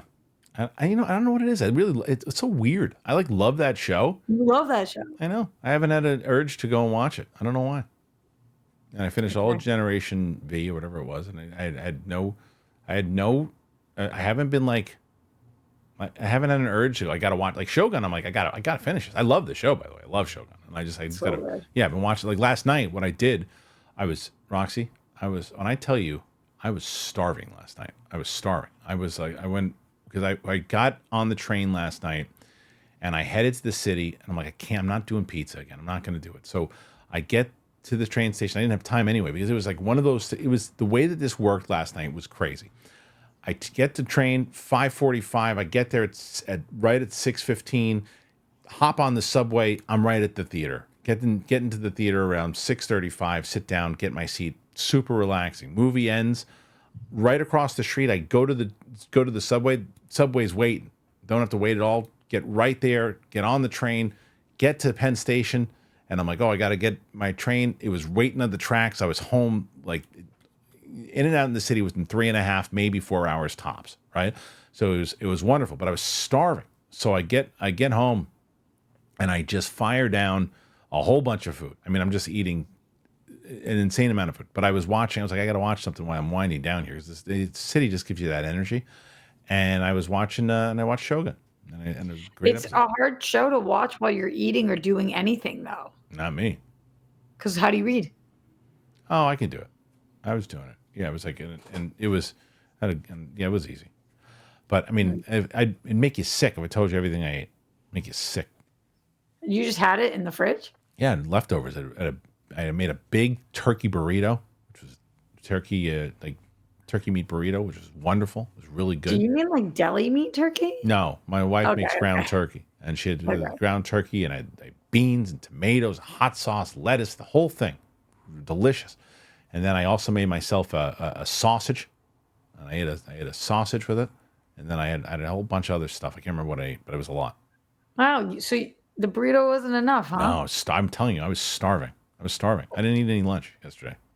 Huh. So anyway, Okay. Good. Remember how svelte you are. well, that's probably because I didn't eat any lunch yesterday. Yeah. Okay. All right, let's talk. Bachelorette. Yeah, they had the finale. Do you know what happened?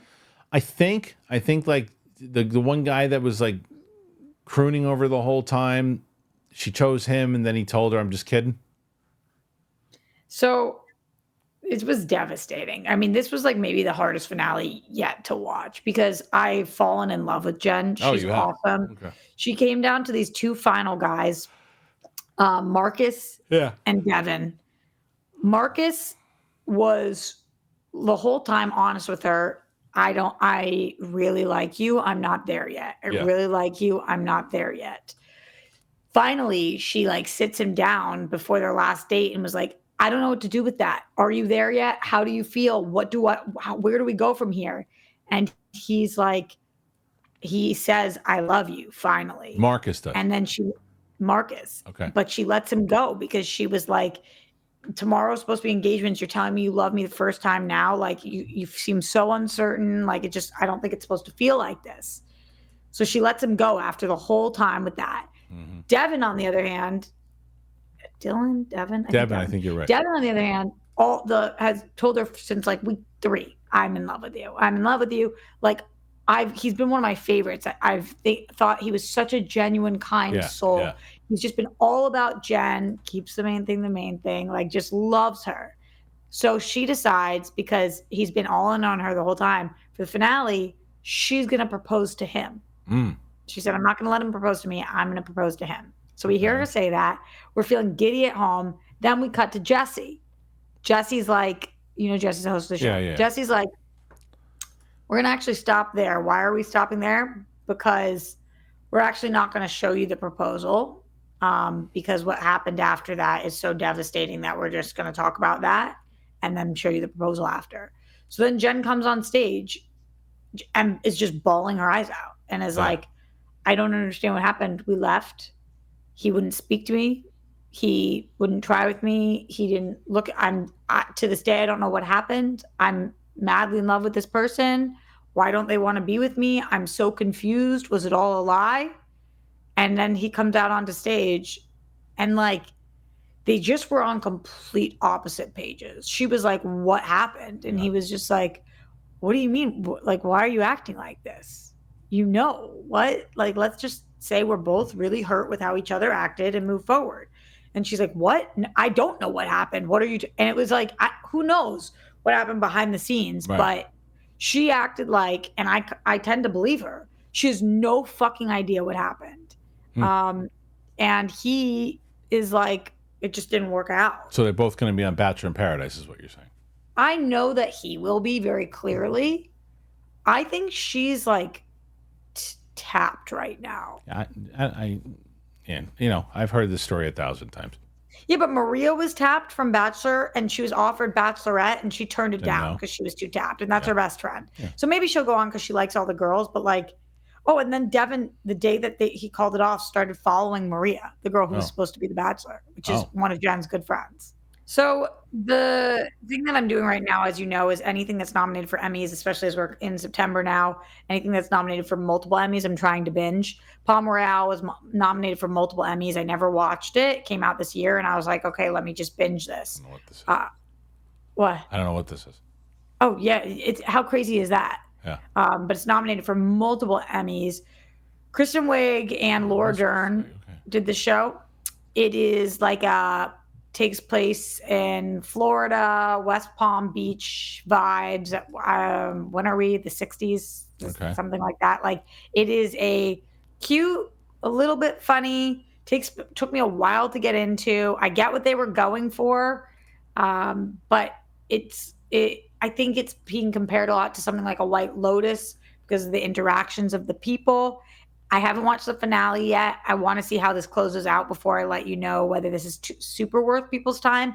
But I will say it was not an immediate grab the way I hoped, and I love Kristen Wiig. Okay. All right. So that's Kristen Wiig. I wasn't sure if it was her, and then it looked a bit. I guess just from the poster looked weird. But all right, that's on Apple.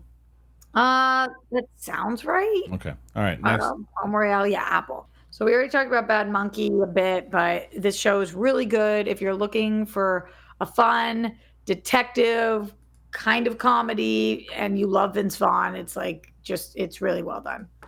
Another Okay. hit by Bill Lawrence, the guy who did Scrubs and Cougar Town and Shrinking and a lot of your favorite things. Ted Lasso. It's a really good one. All right, last one. Only Murders in the Building came back, and I love the show, and I always love the show, and I never don't love the show. And they also added Eugene Levy, Eva Longoria, Zach Galifianakis, and Meryl Streep is still making multiple appearances throughout the show. I don't know that we've ever had a show as star-studded as this one. Right. It's funny. They have another new clever murder premise, and this is like becoming one of the shows of the decade. All right, so Roxy, that's it. That's our TV picks for this week, and I see more people have been tuning into your TV picks and using exactly what you've been saying there to further their TV experience. Now, I think that They like me. They really like me. yes, and you'll be able to do this Do you know live. what that comes from, Kristian? I had Yeah. to look it up the other day because I Sally didn't know Field. who originally had said it. Sally Field. That's so Grammy. I said it, and she was like, "Do you know who said that?" And I was like, I think it was like an old time actress sometime." And she was like, Oh, Sally Field at the Oscars. "I didn't realize it came Yeah. from Sally Field in the Oscars moment. Well, I How always crazy forget is it that- that I didn't know that?" I forget. You're a different generation. The same. I But can't then believe. that's I can't not believe actually what she said, but that's what we remember. She said it's kind of like Luke, I'm your father. what does she say? I thought she said, "You like me. You really." Yeah, it's something a little different than you like me, you really like me. That's how we remember the quote, but it wasn't exactly that. Well, it's the same way that I couldn't believe that you had never heard of The Professional. That's crazy. I'd never heard of it. That's crazy.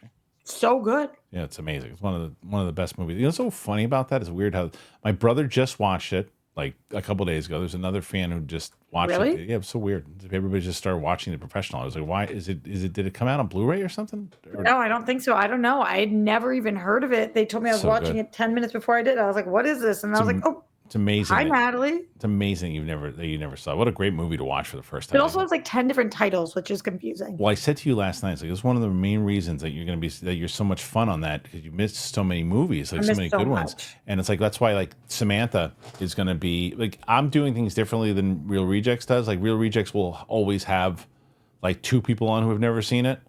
Like I'll be on with people, and even if I've seen it, like I've seen Well, Logan. they're starting to do that too, actually. Oh, are they okay? Because like I've seen Like somebody's rewatching somebody's watching. like I've seen Logan, but my friend Samantha has never seen it, so I'm going to watch Logan with her, and I haven't seen it in a while, so to rewatch it would be fun. But the first two that I did, I've never seen. I never saw Trap, and I never saw Borderlands. I haven't seen either of those either. No, so that's that. I'm very curious to see what you think about both of them. But anyway, thanks Roxy for joining us. Thanks to Brett who dipped out a little early, and thanks to Jillian Michaels for joining us. Thank you guys for being here today. Roxy, where can they find you? Everywhere at Roxy Stryer. I'm also in a movie called Crust. It is a limited release coming out September 13th. I'll talk about it live next week's show, but September 10th, we have our premiere. Kristian, come back to LA. And what to live? No. Oh, for just the to be premiere. there. I'll be there. I'll be there. I think I'm going to come back for the Critics' Choice Awards. When is it? In January. So long from now. It's But you'll really need not. to get out of New York by that point. You're going to be I'm fucking gonna freeze. shivering. I think we're gonna go. We're probably gonna like. My wife doesn't realize that she doesn't love Florida, but she's gonna be. She's going to love She's Florida. gonna love Florida in February, March. I'll tell you that. You don't live on the East Coast Yeah. and it's not like Florida I in the know. winter. I know. She's not. She's gonna. She's like, I don't know if we're gonna go to Florida. I'm like, okay, we'll see. She doesn't get it yet. Yeah, we're gonna go because my little one wants to go back to. She wants to go to Disneyland. We were supposed to go before we left. We never went. So I was like, we're not going to Disneyland, but we can go to Disney World. Yeah, for sure. That's anyway. what we did. Yeah, that's it. All right, guys. Thanks for joining us here today. Remember, next week, next Tuesday, I don't know if Brett's going to be here because I think he might be going out of town, but Roxy and I will be live on Tuesday. So next week, the way you got it, Monday for sure, myself and Roka. Tuesday for sure, myself and Roxy. Wednesday for sure, myself and Steph. Thursday, TBD. Friday, Capes and Cows. So we got things moving here next week and we start going live. So thanks for joining us here today. Really appreciate it. For Roxy Stryer and myself, we'll see you later.